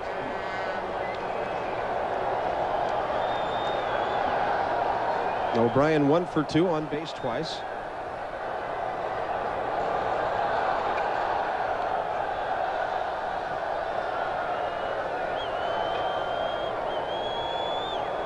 O'Brien now 4 for 14 this year, all doubles, as Ralph mentioned earlier.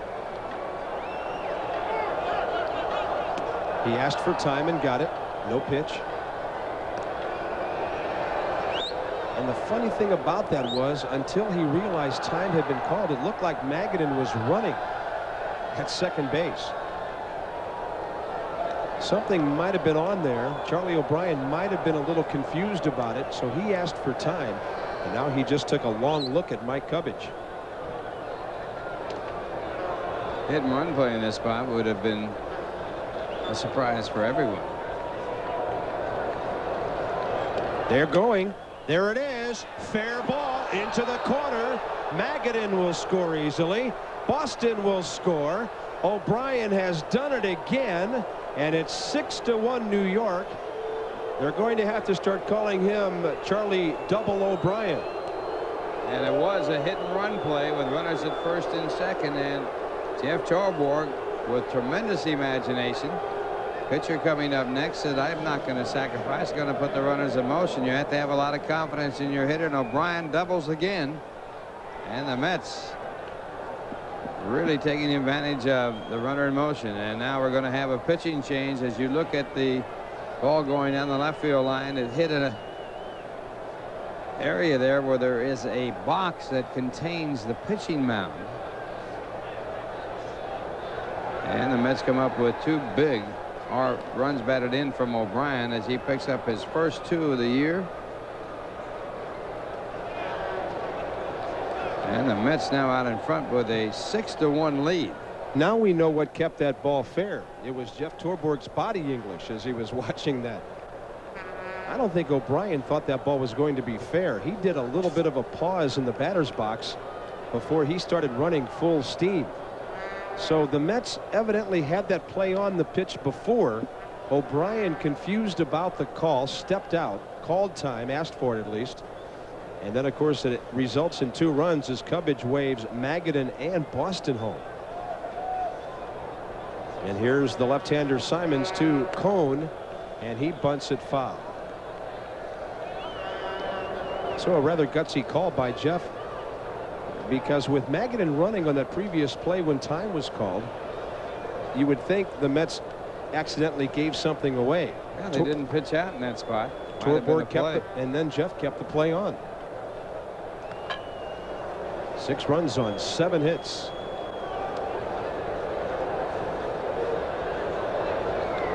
Cone has fanned twice after trying to bunt.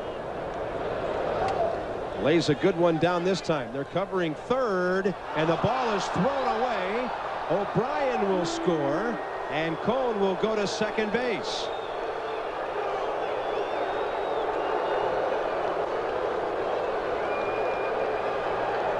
This time a good bunt by David Cone. O'Brien coming around to score after the ball was thrown away. I don't believe that Simons had a chance at all to get the out at third base. Barbary, the third baseman, moving back to the bag. Simons goes over there and makes a very awkward throw, a wild throw, and it will be an error against the pitcher. And the Mets get another, and they lead by a score of 7-1. Here's Willie Randolph. You would have to think, they haven't announced it. They have announced the error. You would have to think they would credit Cone with a sacrifice, and then the runner scores on the error. Nevertheless, still nobody out, and 3 runs in. Randolph chops one, and it's outside the bag. So the Mets with a pair of big innings here tonight. 4 in the 3rd, 3 so far here in the 6th. And extra base hits by Charlie O'Brien right in the middle of all of it.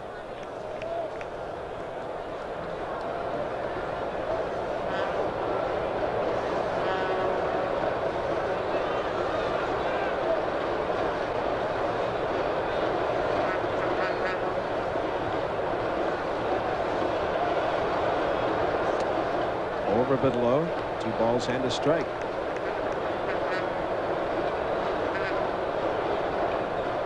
Not a good outing for the former Met against his ex-teammates, Simons. He made a mistake against Boston that set this whole thing up. So he can't blame just his defense. He had Boston in the hole. He came inside with a fastball that nicked Darrell's shirt. Instead of an out, it was 2 on, nobody out. O'Brien the hit, Cone the sacrifice, Randolph up there, Schofield next. And this one is well hit to center. Turning around is Grissom. Finds it in time. Tagging is Cone. And the alert pitcher runs over to third with 1 out. That ball was really hit hard. And a real good job of base running by David Cone. If that ball gets over the head of the center fielder, he'd score easily. He went back and tagged up. And you'll see Grissom going back, turning the wrong way, and then turning back to pick the ball up and make the catch.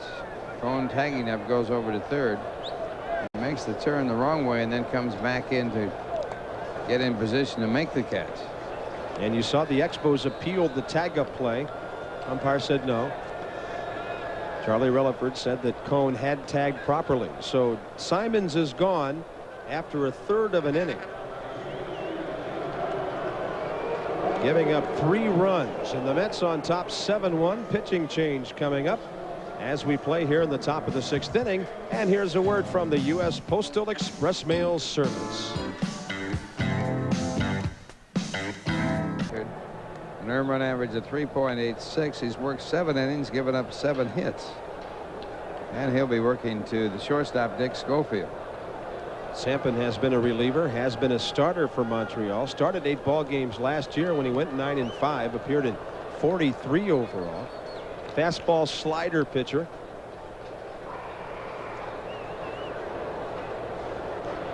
And he'll take on Schofield with a runner at third, 1 out. Cone's the runner over there. Infield in, and a breaking ball. That's the slider that Schofield could not reach.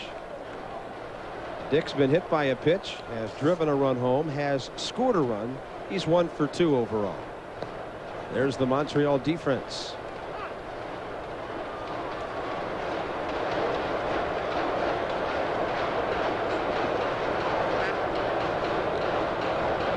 David Cone sacrificed, went to second on an error. That's the play on which Charlie O'Brien scored.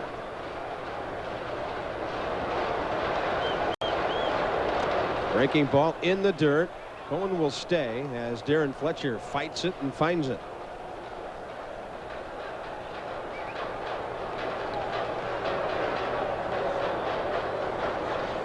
Well, it's a breaking ball again down in the dirt. Fletcher gets in front of it.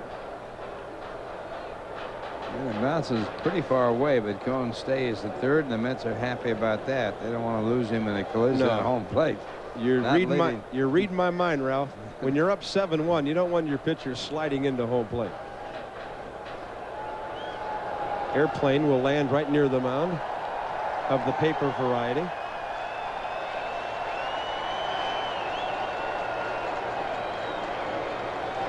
Maybe he was looking for the information center. He didn't see the sign with the question mark on it. So he landed in the wrong place.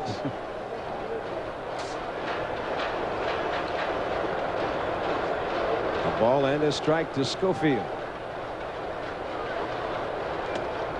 Fastball well outside, ball 2.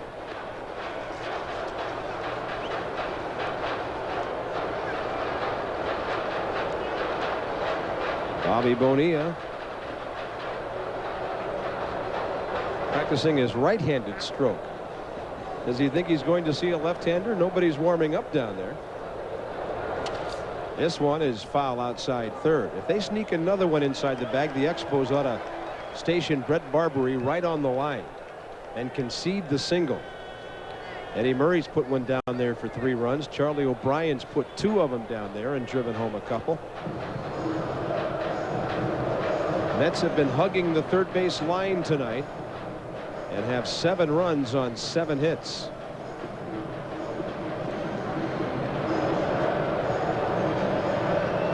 Boy, his father sure was a smooth shortstop, wasn't he? Ducky Medwick, and finished up the 1960 season playing shortstop for the Pittsburgh Pirates after Dick Groat had his arm broken when he was hit by a pitch ball. Did a tremendous job. Groat that year was the MVP. Of course, the Pirates beat the Yankees in that unbelievable World Series in '60.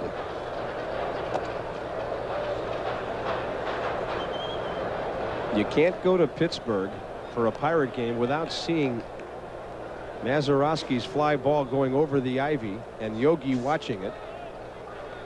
At the 406 mark, left center field. Yogi, the left fielder, looking up at it. Nothing he could do. 3 balls, 2 strikes. Still only 1 out.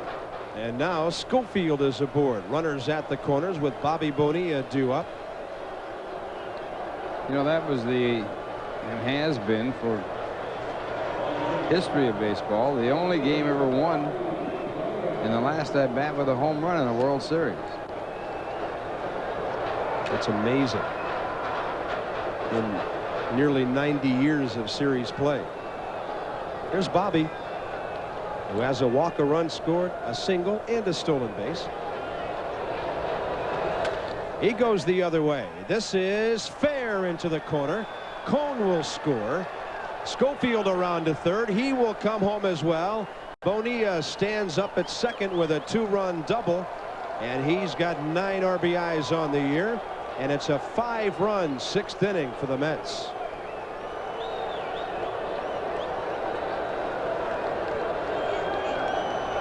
Bonilla with his second hit, and again the Mets use that 2-base hit for their big blow, as it's another double down the left field line. Those runs go against the record of Simon. He now has been charged with 4 and working the third of an inning, and it brings up Howard Johnson, the 8th man to bat in this inning. And he's the only Met that hasn't been on base tonight.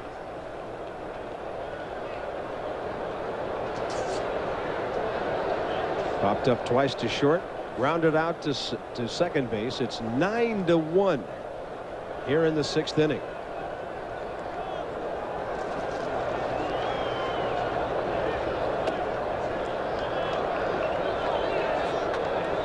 And Sampson wild 2-0. At last report, the Pirates had come back at home. Cecil Espy had an extra base hit, and they had come back to tie the Phillies. Pirates got 4 in the 7th. Well, they've actually taken the lead 5-4 in that game. We'll update the other scores for you. Well, they're the first place team, and the Mets have a chance if the Phillies can help out to get within 2 games of first place tonight. Eddie Murray has helped out, 3 RBIs.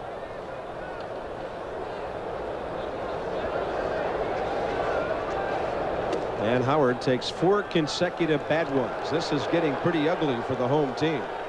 Second walk by Sampson in 3 hitters. The other one in between doubled, and now he'll face Eddie Murray. Nobody warming in the bullpen. Even an interim manager with his skipper ejected isn't going to waste his bullpen with a 9-1 deficit. Felipe Alou.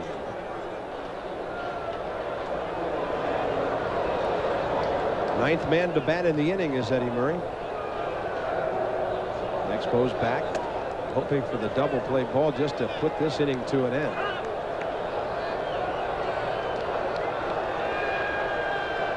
And the Expos pitching coach, Mr. Kerrigan, is out there.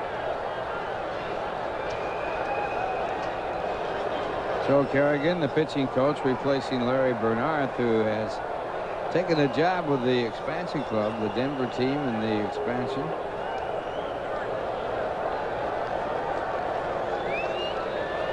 Larry Bernard, of course, was with the Mets as one of their pitchers in the early days of the Mets. Not a social gathering out there on the mound, but remember, when you're having good times with good friends, drink responsibly, because friends know when to say one. It's a reminder from your friends at Budweiser. Pitchers always seem to throw good pitches after the pitching coach comes out. He jammed Eddie with a fastball. He took a weak swing and fouled it off. 1-1. Well, the conversation usually goes, get it over, but don't give him anything good to hit.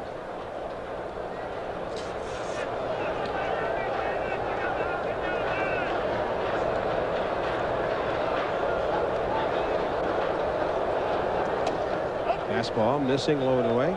Former Met Kevin McReynolds has homered tonight in the 5th inning off Scott Lewis of California, but the Royals 1-9 trail 6-1 in that game. Scott Lewis starting in place of Chuck Finley, who's nursing a bad toe for California. Murray takes a shot at that left field line again, and finally one goes foul. Talking about trips to the mound, Rube Walker, who was the pitching coach of the Mets, went out one time when Tom Seaver was pitching for the Mets, and Seaver says, "What are you doing out here?" He says, "Gil Hodges sent me." Seaver says we'll go on back. That sounds like some of McCarver's stories trying to visit Bob Gibson. Gibson says, what are you doing out here all the time? He hated to go out there when Gibson was there. Gibson said that Tim McCarver, he said, the only thing you know about pitching, it's tough to hit. Yeah, the story I heard about Gibson was that he was the luckiest pitcher in the National League. Every time he went out there, the other team wasn't hitting. Now that's luck, isn't it? Mm-hmm. Better pick your spot. 2-2 pitch. Murray saw a pitch up, and Eddie was pumping on that one.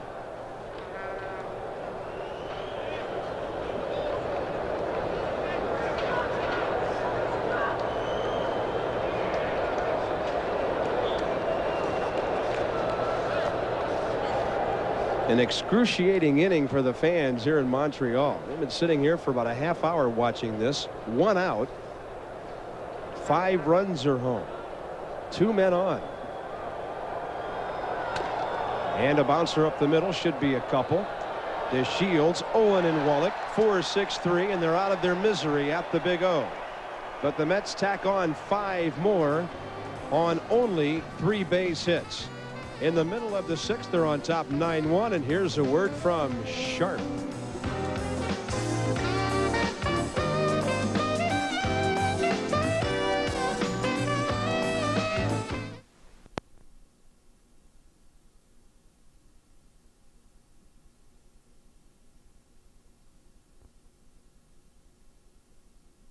Game as far as David Cone, the 2 double plays that he got when he was in deep trouble. Once in the 1st and once in the 4th. Absolutely. That one in the 1st inning. The Expos really had a chance to jump all over it. They had 2nd and 3rd, nobody out. Calderon, Walker, and Wallach coming up. Could not score. Here's Larry Walker. And on the first pitch, he fouls one off. Walker a chance to be a real hero here in Canada. He was born in Canada. Coming on very strongly last year to finish with an outstanding season, and he's blossoming into one of the best Canadian ball players that has hit the scene. There have been some great players out of Canada, but none of them playing for the Montreal Expos as an everyday player. Claude Raymond, a pitcher, is an outstanding pitcher for Montreal, also a broadcaster now for the Expos. Breaking ball down low, hit to Randolph, and Walker from Maple Ridge, British Columbia is out, and that's how the bottom of the 6th inning gets underway. Claude Raymond, a French Canadian from this area. Ferguson Jenkins comes to mind. And how about Twinkle Toes George Selkirk? Does that name ring a bell to you? Twinkle Toes does. 1 pitch, Wallach is out. That's 2 down. Selkirk was the outfielder that replaced Babe Ruth for the New York Yankees. Canadian. Lifetime .290 batting average with 108 home runs. But probably one of the best Canadian players ever to play was Jeff Heath, who hit 194 home runs and had a .293 lifetime batting average. You know, I just had a thought, Ralph. Anybody following Babe Ruth would look like Twinkle Toes out there. This one is over the head of Darrell Boston as Marquise Grissom really hit that ball a long way. It appeared he reached out to the outer part of the strike zone to get it. And that ball may have fooled Boston a bit as Marquise Grissom muscled up a little bit here. Well, he needs this base hit. He had been 0 for 11, and Boston sort of misjudges it, unable to get back to get it. Marquise does the one-hand job here. That ball had to hit right on the sweet spot to go that far. Here's Darren Fletcher. He goes to the shortstop. Charging is Schofield on the run, right on target, and the Expos are gone. They strand their 6th runner, and we're moving on to the late innings now. David Cone cruising with an 8-run lead. It's 9-1 Mets, and here's a word from New York Newsday.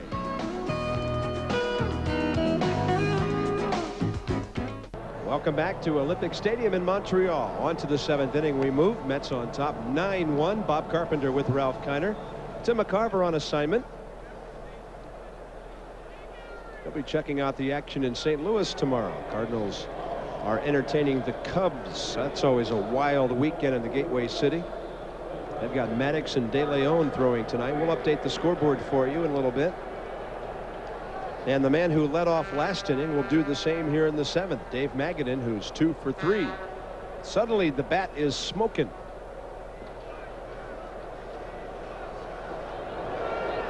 Sampson throws a high fastball.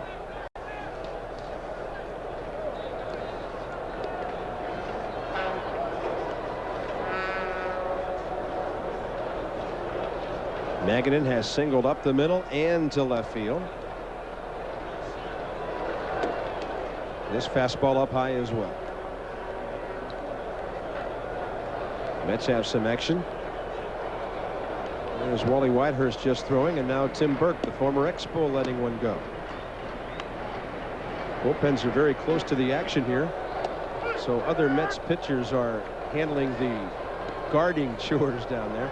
When they first reconfigured the stadium last year, those bullpens were even closer to home plate than they are now. And I remember Doug Harvey showing up one night, and he threw a fit when he saw where the bullpens were. He told the Expos and their then general manager Dave Dombrowski, get those babies down the line a little further. I think the bullpens at that time, Ralph, were something like 110 feet from home plate. Now they probably got them down there about 150 feet away. It's interesting how they built that pitching mound there. It's sort of like the one they had in Joe Robbie Stadium that everybody complained about. It's in a elevated box with the dirt piled up on top of it, which will deflect balls in all kinds of directions when they hit in that area. There you see that box. It can be very dangerous for outfielders approaching the barrier looking after pop fouls. Pretty unusual the way they built that thing. Looks like it's wood around there. Maybe. While we have a second here, I've got a little bone of contention. You said something derogatory about Babe Ruth, and they're coming out. They're coming out with a picture. I think it's out this weekend about Babe Ruth, and John Goodman is playing it. And of course, John weighs about 300 pounds. Yeah. He had to lose 40 to play Babe Ruth. Now, how's that? But the strange thing is that, and nobody ever talks about this, Babe Ruth in his prime was about 190 pounds, and he was one of the greatest athletes that ever played this game. All anybody remembers about Babe Ruth was his last year or so when he was very heavy, but he never played that way. You don't hit all those home runs and be one of the greatest pitchers in the history of the game and be that far out of shape. Absolutely. But he's always portrayed as a big fat guy, and he was anything but that. He was lean and mean when he was in his prime. But unfortunately, that's the movies for you. Darryl Boston. That was a dandy breaking ball that Sampson threw to strike out Magadan. His first K. 2 balls, no strikes.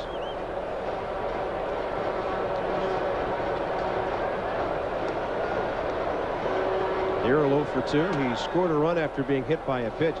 And Bill Sampson, the radar is way off target tonight on that fastball. He hasn't had the fastball around the plate at all. And if you're going to be a 2-pitch pitcher, you better be throwing both of them for strikes. Boston walks on 4 pretty lousy fastballs, to be quite honest. That's his 3rd walk. Let's check out the Macy's National League scoreboard. It's now a final. Pirates have beaten the Phillies, coming from behind 7-4. Astros have a run in the 7th. Cardinals and Cubs scoreless early.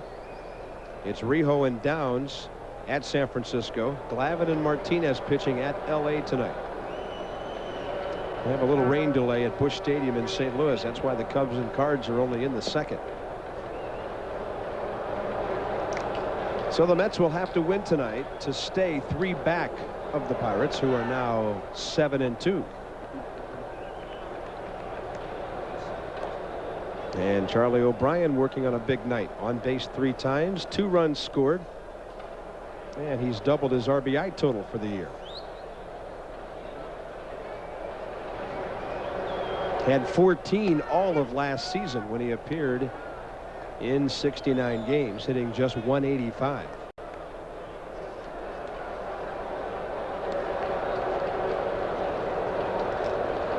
If O'Brien plays well defensively, which you figure he will, and hits well, it enables the Mets to do some things.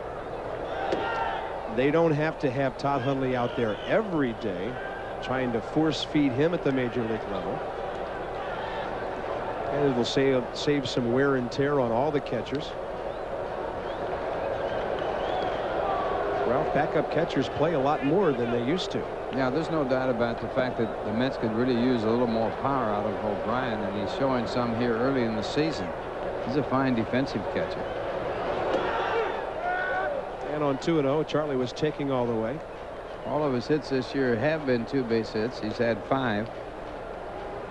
The all-time leader in 2 base hits, Tris Speaker, was 792. Charlie's got something to shoot for. He's got a little bit to go. Pardon me, that was a 2-1 pitch, and now the count's even, 2-2. Breaking ball, and he hung right with it.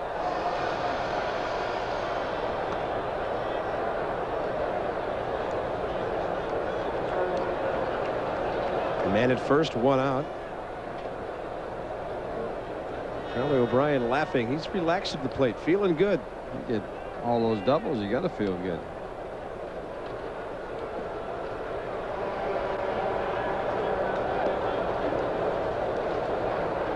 There's that wide open stance again. Fastball again, nowhere near the strike zone. The count goes to 3-2. Charlie and his counterpart Darren Fletcher having a little fun in a 9-1 ball game, top of the 7th at Olympic Stadium, Montreal.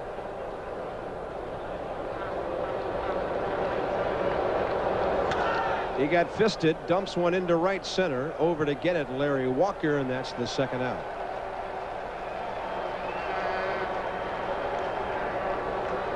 O'Brien 2 for 4. David Cone will be next.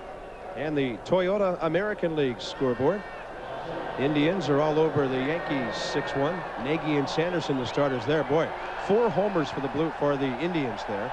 Scoreless in Boston. Brewers have won. Baltimore on top. Minnesota 4-0. California big at KC despite a McReynolds homer. And the Rangers lead Oakland 3-0 middle innings.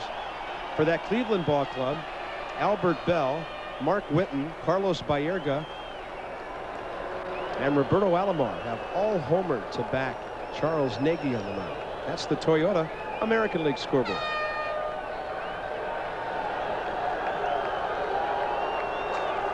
We had a momentary pause while the police ushered a trespasser out of here.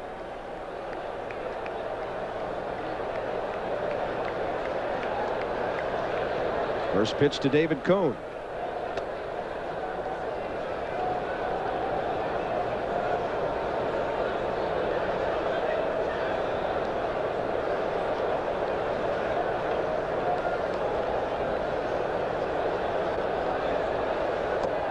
Fastball away, fastball down low, 2-0. David has struck out a couple of times, did sacrifice last time up.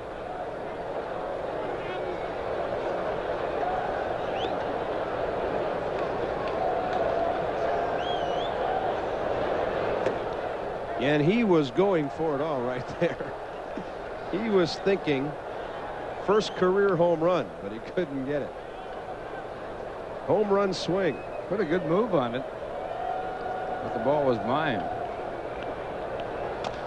Now he chops one weakly back to Sampson, who will throw him out. And it's 7th inning stretch time at the Big O in Montreal. Mets strand their 6th runner, but after 6½, they're all over the Expos by a score of 9-1, and will return right after this message. Mama Leone's will treat her to dinner. All women 15 and over attending the 140 game against the Dodgers receive a $25 gift certificate, good for dinner, at Mama Leone's restaurant, located at 261 West 44th in Manhattan.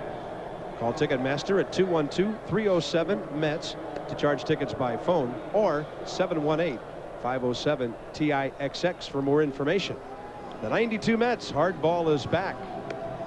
We hope you are on Mother's Day. Chris Donnell's called up recently, as Ralph told you early in the ball game tonight. It is in at third base for New York. 9-1 game. Jeff Torborg trying to mix in some playing time for a couple of guys. So there's a new third baseman, and a new right fielder is Dave Gallagher. Bottom of the 7th coming up.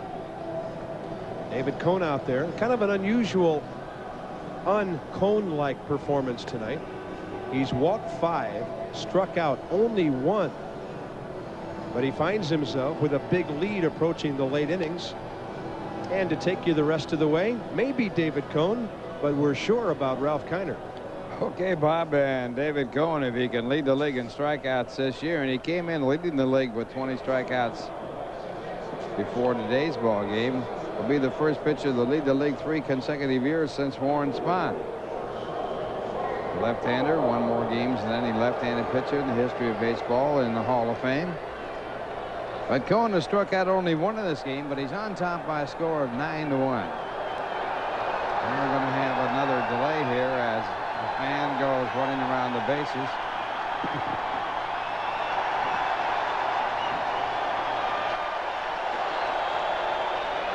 Most action we've seen here by Montreal fans since we've been coming here, dating back to 1969. That hockey strike has really got to him. Oh, they've lost it. So Cone will be working to Spike Owen as his first batter. Spike is 0 for 2 in the game, and he killed the rally when he hit into a double play back in the 4th inning. Then the first pitch by Cone, a ball.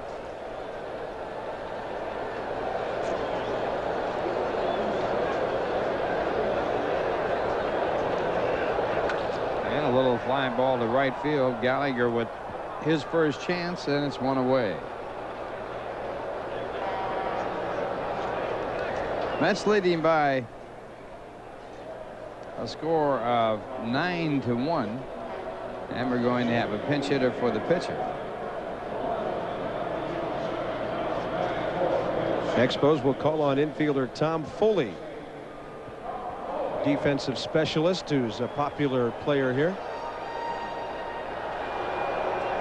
So the veteran Tom Foley to pinch hit for Bill Sampson.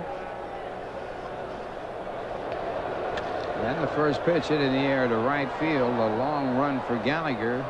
He has time to get underneath it, and he makes the play. So 2 quick outs here as Foley flies out to right. He hit .213 last year with no home runs. And Cone will now work to the top of the batting order. It'll be Lionel DeShields, who has 2 hits and 3 at-bats.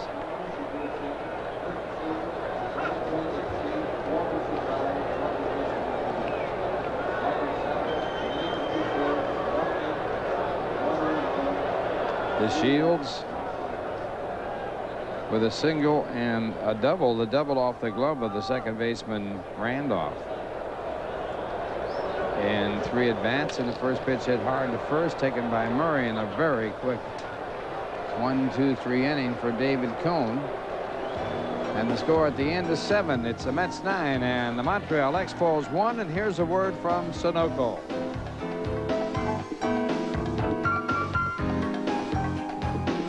Like the Mets had a day off yesterday, so they don't need their 5th starter at the moment. So Chris Haney gets a little work in a relief role, mop-up role here tonight. He's pitched 1 ball game, 5 innings. Those were his numbers. Haney's a 23-year-old left-hander from Baltimore. And he throws the fastball, curveball change. He was up for a spell with the Expos last year. 3-7 he was in 16 starts.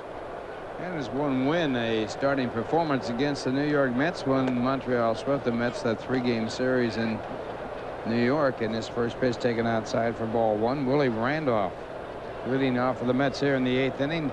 Willie 0 for 3 tonight. And hitting his fastball again, ball 2, 2-0. Annie's dad was the pitching coach for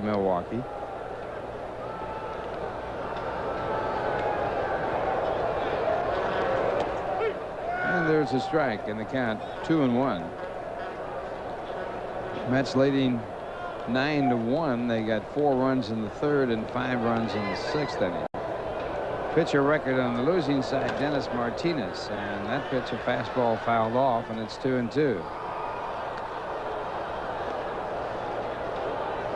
Big crowd here tonight, somewhere over 22,000.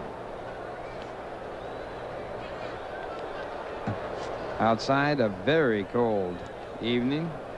Flying in here, look down at the ice on the river, St. Lawrence, and snow around.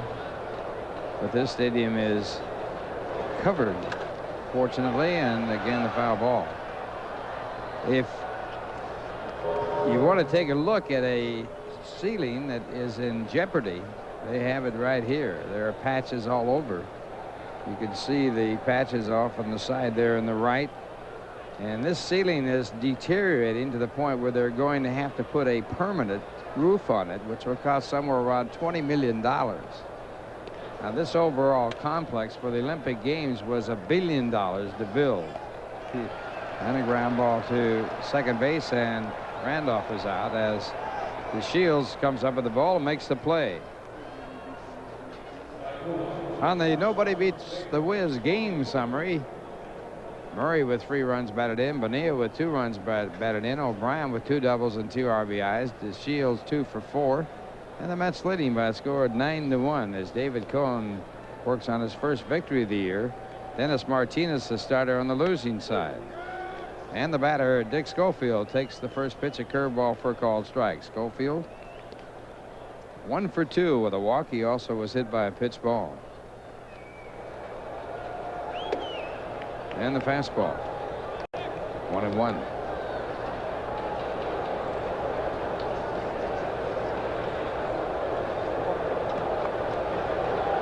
Pitch back. Change of pace and a good one. 1-2.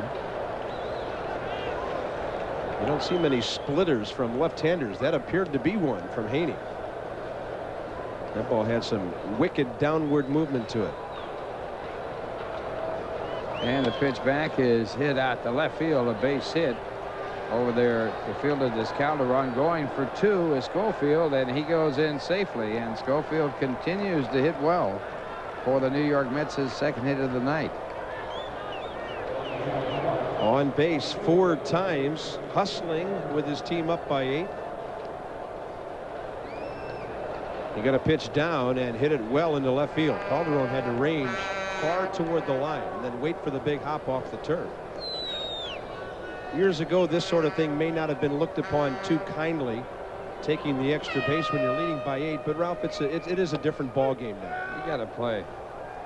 Can't really knock that at all. And that pitch is in there for a called strike too. Gallagher, who is hitting in Bonilla's place. Bonilla in this game 2 for 3 with a walk. And Gallagher replaced him. He fouls this one off.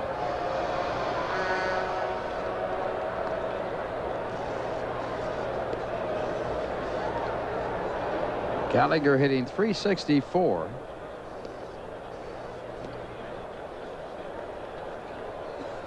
And he has had some big hits for the Mets, a game winner in their last victory.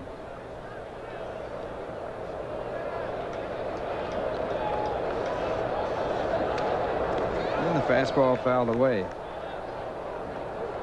The architect of this complex, Roger Talabert, they asked him about the cost of this stadium, which ran along with the rest of the complex over $1 billion. He says in a few years nobody will ever remember the cost. Why not enjoy it? But they do remember it up here. The roof is made out of Kevlar, and it's used in bulletproofing vests for the protection against bullets, and it has not lasted. It has really been a problem. Ripped up last year where they couldn't even move it back and forth by a windstorm, and it's going to have to be replaced.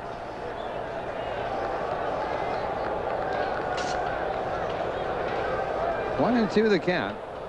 Infield is coming in for a play at the plate at this stage, and the ball hit out to right field is deep enough to score the run. And coming in to score is Schofield. The Mets now lead by a score of 10-1.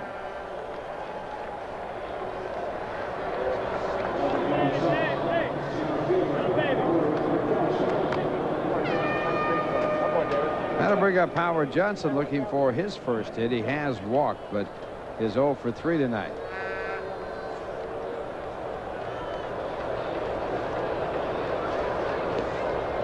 Howard has popped up twice and grounded down in his first pitch, taken for ball 1. That's 10 runs on 9 base hits.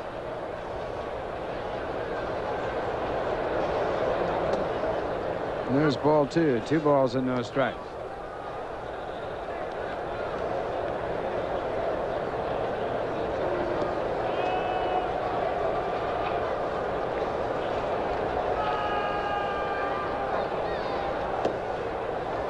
Ball 3, 3-0.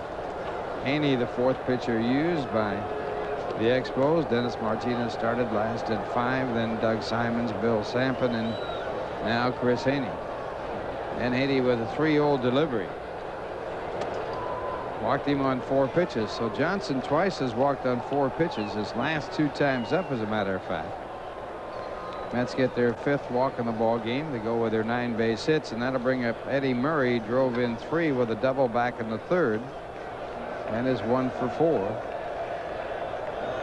And the way the Mets bullpen continues to throw, you get the feeling that David Cone, with a 9-run lead, may have thrown his last pitch of the night. Continue to work down there.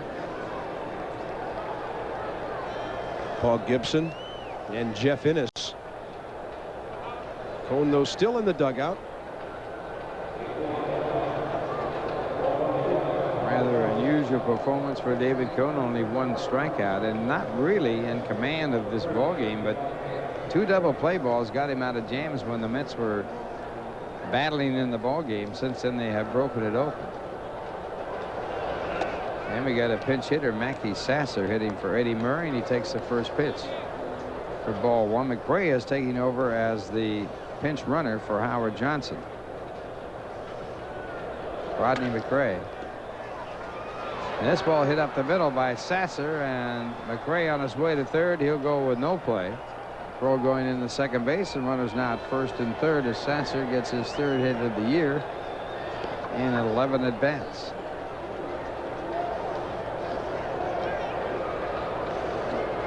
Well, there's the young man. One of those transactions we talked about before the game. With Vince Coleman hurt, Mets needed a little speed and some depth in the outfield. McRae fills both of those roles. And here's a little infield depth as Donald steps in. Chris Donald just brought up from Tidewater. He was hitting .368 down there with 2 home runs, 7 hits and 19 at bats. And batting for the first time, taking the pitch for ball 1.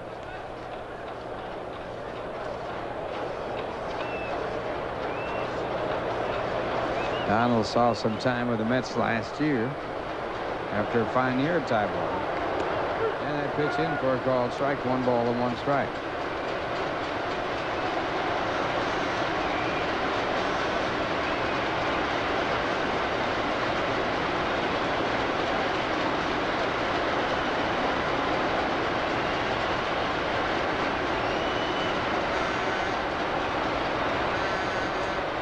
Breaking ball for a ball, 2-1.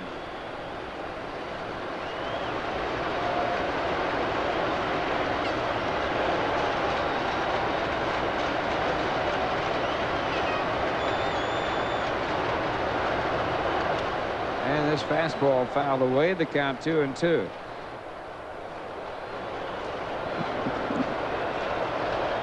Mets on their way to winning their first game against Montreal this year. They lost 3 in a row to Montreal at Shea Stadium. But then the Mets bounced back to win 2 in a row from Philadelphia after extending their losing streak after the Expos by losing the first game to the Phillies. And if the Mets win here tonight, the record will be 5-6 on the year with a 3-game winning streak. And the fastball fouled away, so A 2-2 count. Tomorrow afternoon, Saberhagen going for the Mets against Mark Gardner, and then on Sunday, Sid Fernandez against Chris Nabholz. Jeff Torborg finally getting this team straightened out, and a good curveball for strike 3. That ends the inning. The Mets get 1 run on 2 hits, and they leave 2. And the score at the end of 7.5 innings, the Mets 10 and Montreal 1. Now here's a word from your Tri-State Toyota dealer. There are many ways to show the world you're a real Mets fan.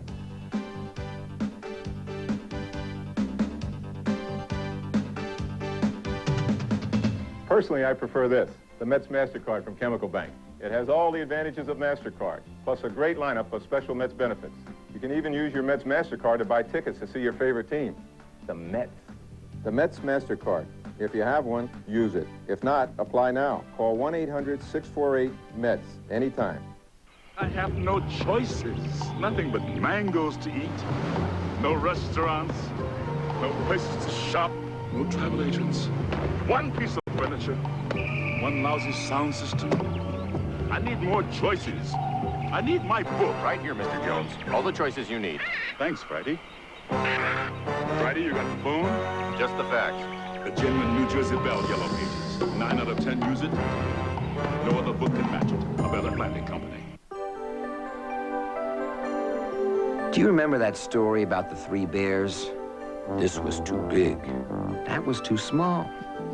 And finally, something fit just right. Like the new J30 from Infinity. Now that's my definition of luxury. It's a car you just slip right into and live happily ever after.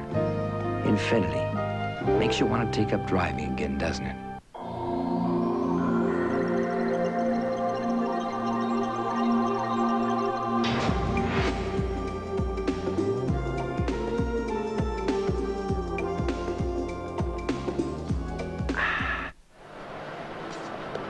Well, the Mets leading by a score of 10-1 as we go to the bottom of the 8th inning.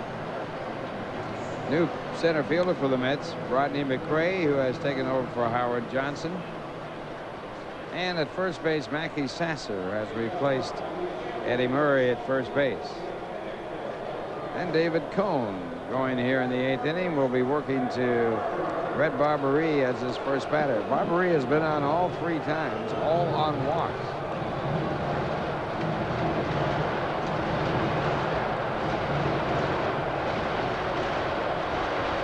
Cohn with his first delivery, a fastball for ball 1.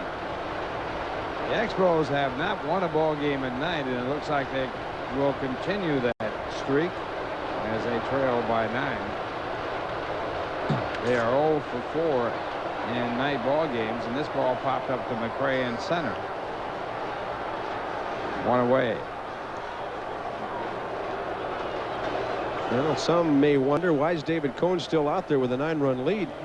He's been retiring hitters so easily lately, Ralph. I think last inning he threw 6 or 7 pitches. He got his man there on just a couple. He's not throwing much out there at all, so it's not like he's taxing his arm or shoulder in an unnecessary situation. It's kind of free and easy for him right now. And he goes the curveball on the first pitch to Calderon, and it's ball 1. Gone 0 for 3, batting for the 4th time. And again, a ball, and it's 2 balls and no strikes. Montreal trailing by 9. The Mets got 4 in the top of the 3rd. Montreal got 1 of those 4 back. And the Mets with 5 runs in the 6th inning, the lead 9-1. They tacked on 1 more in the 8th. And here in the bottom half of the 8th inning, the Mets are leading 10-1 as Montreal bats, and there's one to right field for a base hit for Calderon. So he gets his first hit of the game.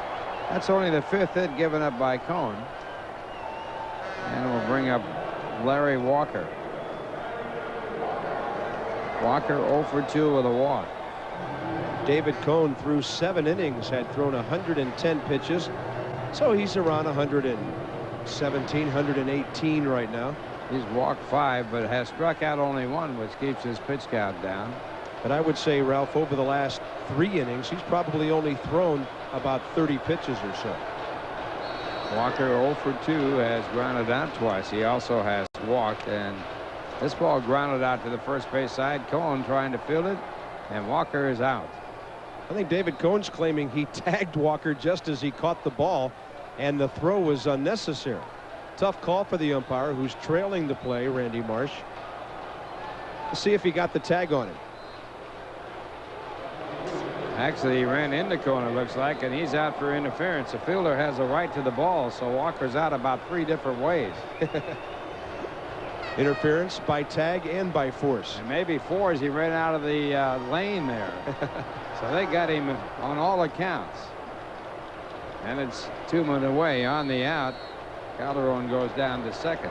But that was a smart play by David Cohn, because had he not gotten aggressive and charged that ball, it would have squibbed foul.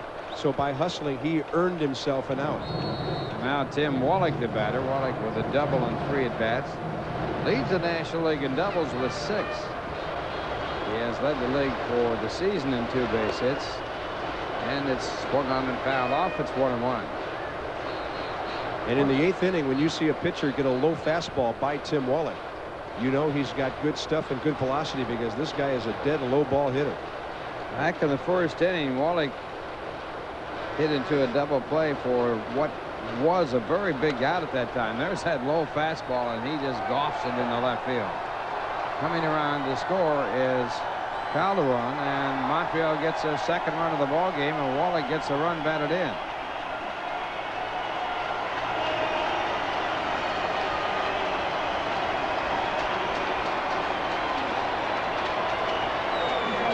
Wallach likes the ball down. Looked like a breaking ball that had a little tight rotation on it, and Wallach just strokes it into left field. Darryl Boston just holding the runner at first, not attempting a throw with 2 outs and the big lead. That brings up Marquise Grissom, and the fastball for ball 1.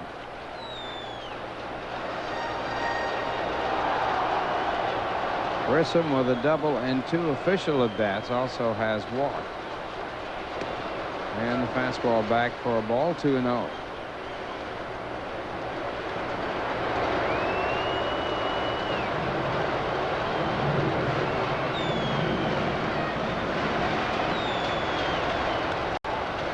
The fastball fouled back into the stands. 2 balls, 1 strike.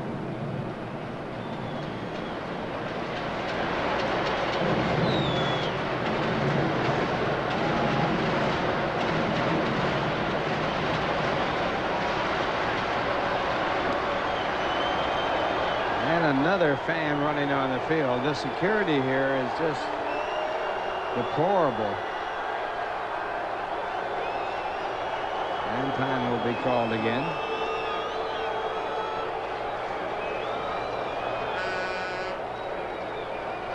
David Cohn with a count of 3-1, trying to pick up his first win this year. Last year 14-14. He's 6-5 lifetime against Montreal.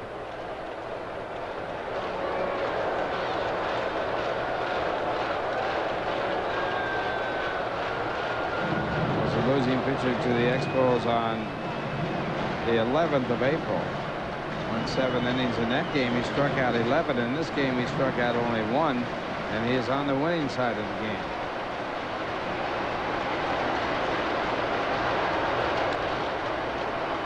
And Grissom helps him out as he goes after a bad pitch, and that runs the count to 3-2.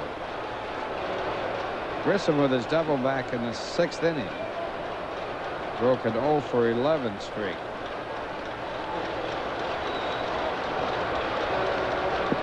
Three and 2 with Cohn coming back to the plate. The ball is fouled back out of play.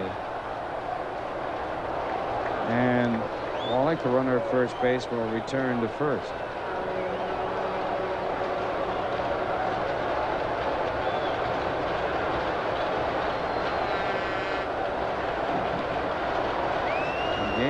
Wallach will be going with the pitch, not being held on, and the ball is hit in the air to center. McCray moving up is right there. That will retire the side. 1 run on 2 hits, 1 left to score at the end of 8. The Mets 10 and Montreal 2. And here's a word from your Tri-State Toyota dealer.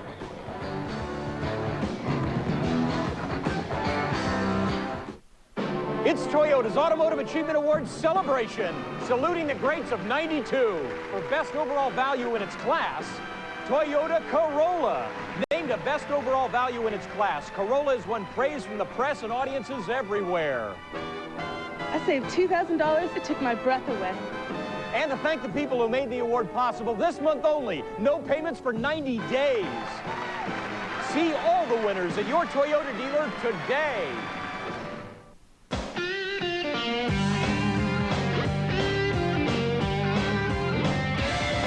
When you play the game and you're looking good, that's the Bud Light way. Yeah, it's understood. If you're into looking good, get into Bud Light. The clean, fresh taste won't fill you up, never let you down. You can taste it and feel it and know you got it right. 'Cause everything else is just a light. Everything else is just a light. Everything else is just a light.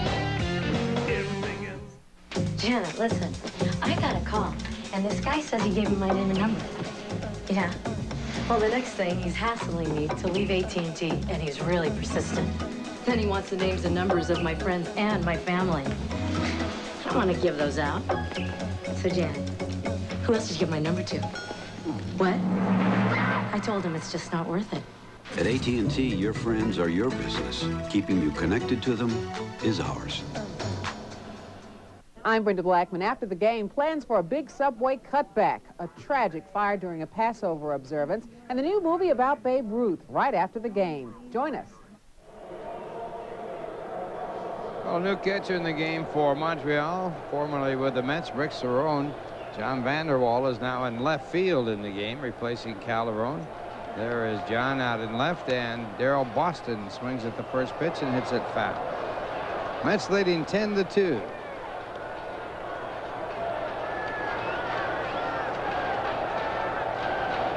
We're in the top of the 9th inning. It'll be Darrell Boston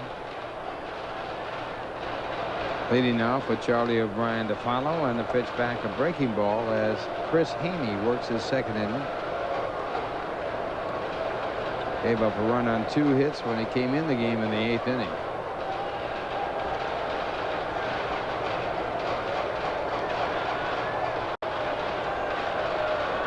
And the curveball hangs inside. 2 balls and 1 strike.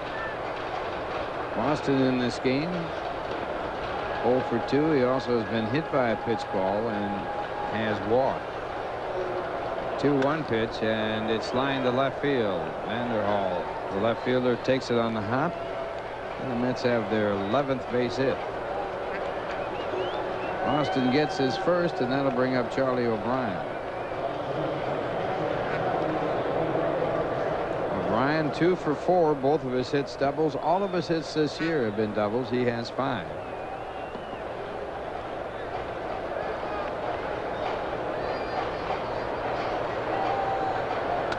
And a ground ball to the shortstop. Fine play by Owen as he gets the force play at second. The return throw by DeShields on to first base in time for a double play, and a finely executed double play. Spike Owen doesn't have as much range as he used to, but he got over in good fashion. And look at the quick release. And then great athletic ability on the turn by DeShields. Darrell Boston had designs about breaking that thing up, and he looked up, and DeShields was gone. He was a phantom out there, disappeared as David Cone bats, and he fouls off a fastball. Third double play turned by Montreal. Charlie O'Brien continues to hit the ball hard, Ralph. Even when retired tonight, he's hit the ball hard twice to go along with his 2 doubles. And there's a strike. He has had a great night. He's had a good past 3 games. 2 strikes to count the Cone, and the pitch back swung on and missed, and Cone is out. So 1 hit and the double play, no one left. The score at the end of 8.5 innings, it's the Mets 10, Montreal Expos 2, and here's a word from your U.S. Postal Express Mail Service.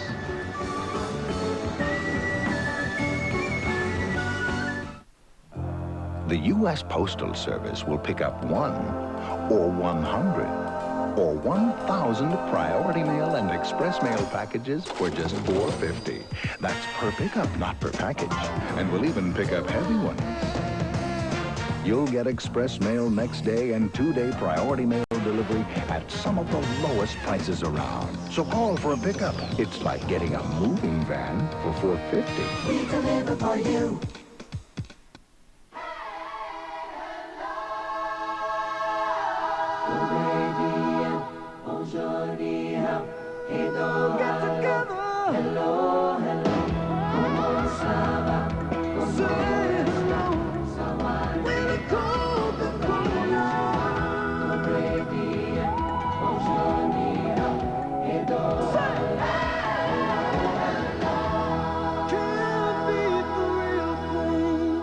I just feel safer in a European sedan. The Cadillac Seville. It passes federal side impact tests today, which are not required of all automobiles until 1997. It provides the added control of anti-lock brakes and the reassurance of a driver's side airbag. The Cadillac Seville. Drive one soon at your Cadillac Tri-Statesman. It could change the way you think about American automobiles. Don't be fooled by misleading ads. Get the advertised product at the advertised price. Buy from someone you trust. Nobody beats the Wiz. Well, Mets Baseball 92 has been brought to you by Bud Light. Everything else is just a light. By your Lincoln Mercury dealers. By Coca-Cola. Enjoy all the Mets excitement with Coca-Cola Classic. Can't beat the real thing. By AT&T, proud sponsor of the 1992 U.S. Olympic team. By Macy's, we're part of your life. And here in the Big O, we are going to the bottom of the ninth inning. The Mets leading by a score of 10-2, and the first pitch by David Cohn swung on and fouled away.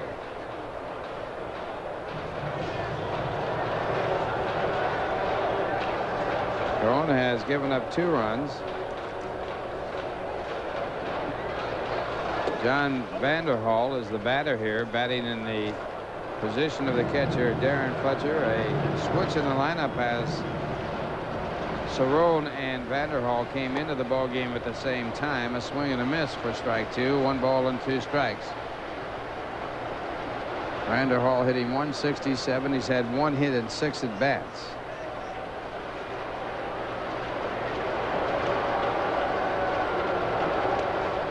And a ball call, 2-2. David Cohn trying to be the second Mets pitcher to have a complete game this year. Anthony Young the first. And Vanderhall singles to right field as he leads off here in the 9th inning. So with a runner at first and no one out, we'd like to remind you that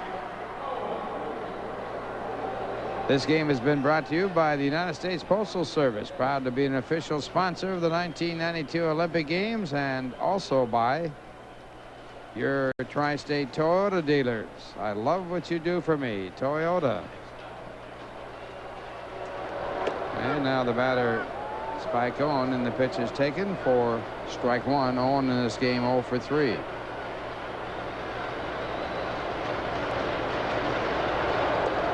And the pitch back. Ball 1, 1 ball and 1 strike. Mets have made 2 double plays in this game, and both of them very big plays for David Cohn when the game was close. Wallach hit into the first one in the first inning with the bases loaded, and that was for the final 2 outs of the first. And then Spike Owen hit into a double play with runners at first and second and 1 out in the 4th inning. The 1-2 pitch fouled back. The count stays in 1 ball and 2 strikes.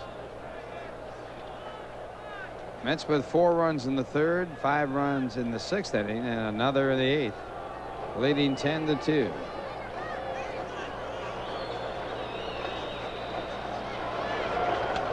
And the fastball fouled off, so the count again remains at 1 ball and 2 strikes. Marquis Franco is on deck to be a pinch hitter. And a swing and a miss, and Cone gets his second strikeout of the ball game. Only his second strikeout.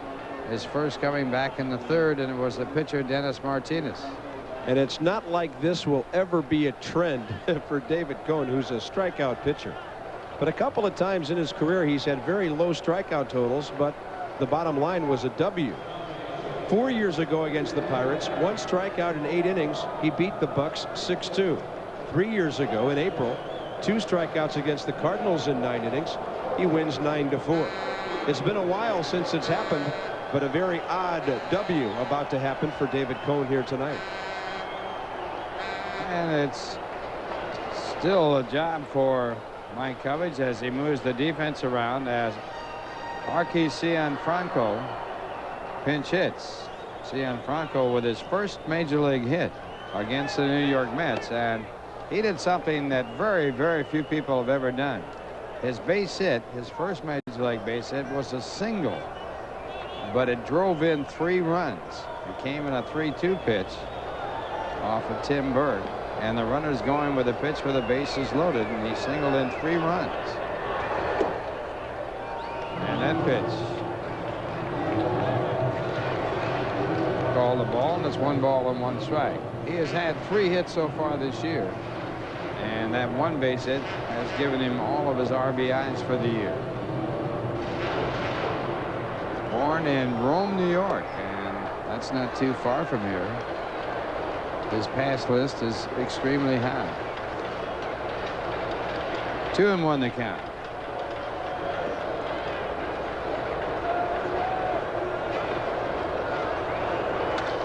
And this pitch hit in the air to right center field. It's fairly deep. Back there is Gallagher, and he makes the catch, and the Expos are down to their last out. Vanderhall back to first base, and David Cone, and out away from getting a complete game, will be the Mets' second this year. And the batter coming up, Delano De Shields. De Shields with 2 hits and 4 at bats.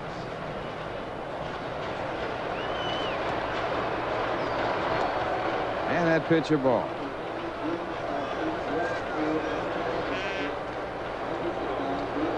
Vanderhall not being held on at first base. And time is called as the ball rolls out of the field.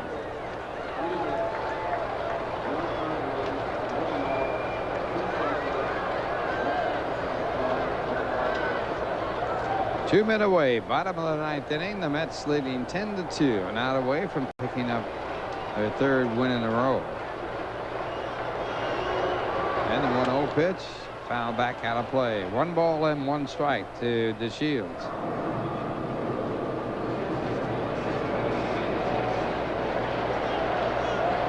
Jeff Torborg, the manager of the Mets, with a jacket, and Mel Stoudemire, the pitching coach.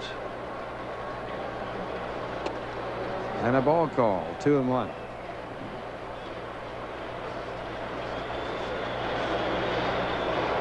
Little laugh through here for the New York Mets.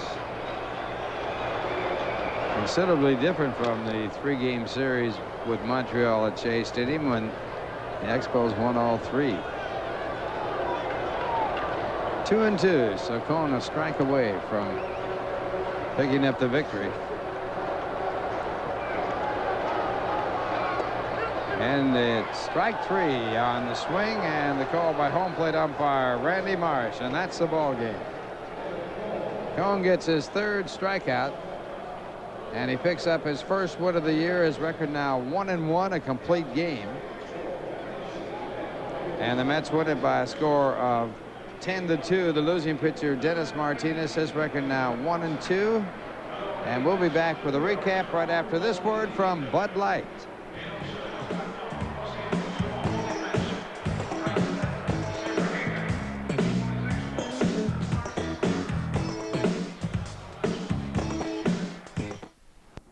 Batters, but he got 2 real big jams when he got double play balls and went on to win an easy ball game, his first victory of the year.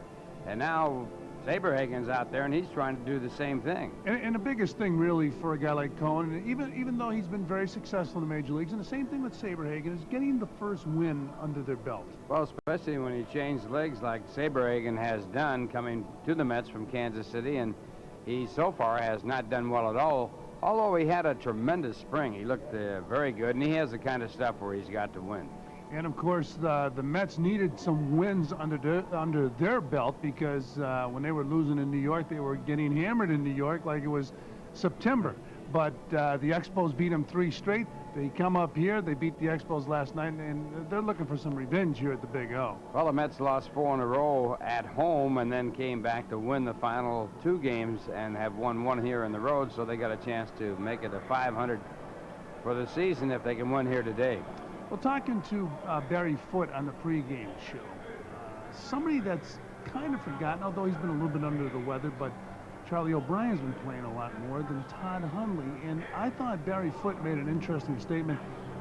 You got to get him some at-bats and get his confidence up, but if the manager doesn't show confidence in Todd Hundley, he's never going to have confidence. Well, it's awfully early yet, and of course he did get that bug that he had, and he was out of the lineup because of that, and he'll be in there. There's no question about that.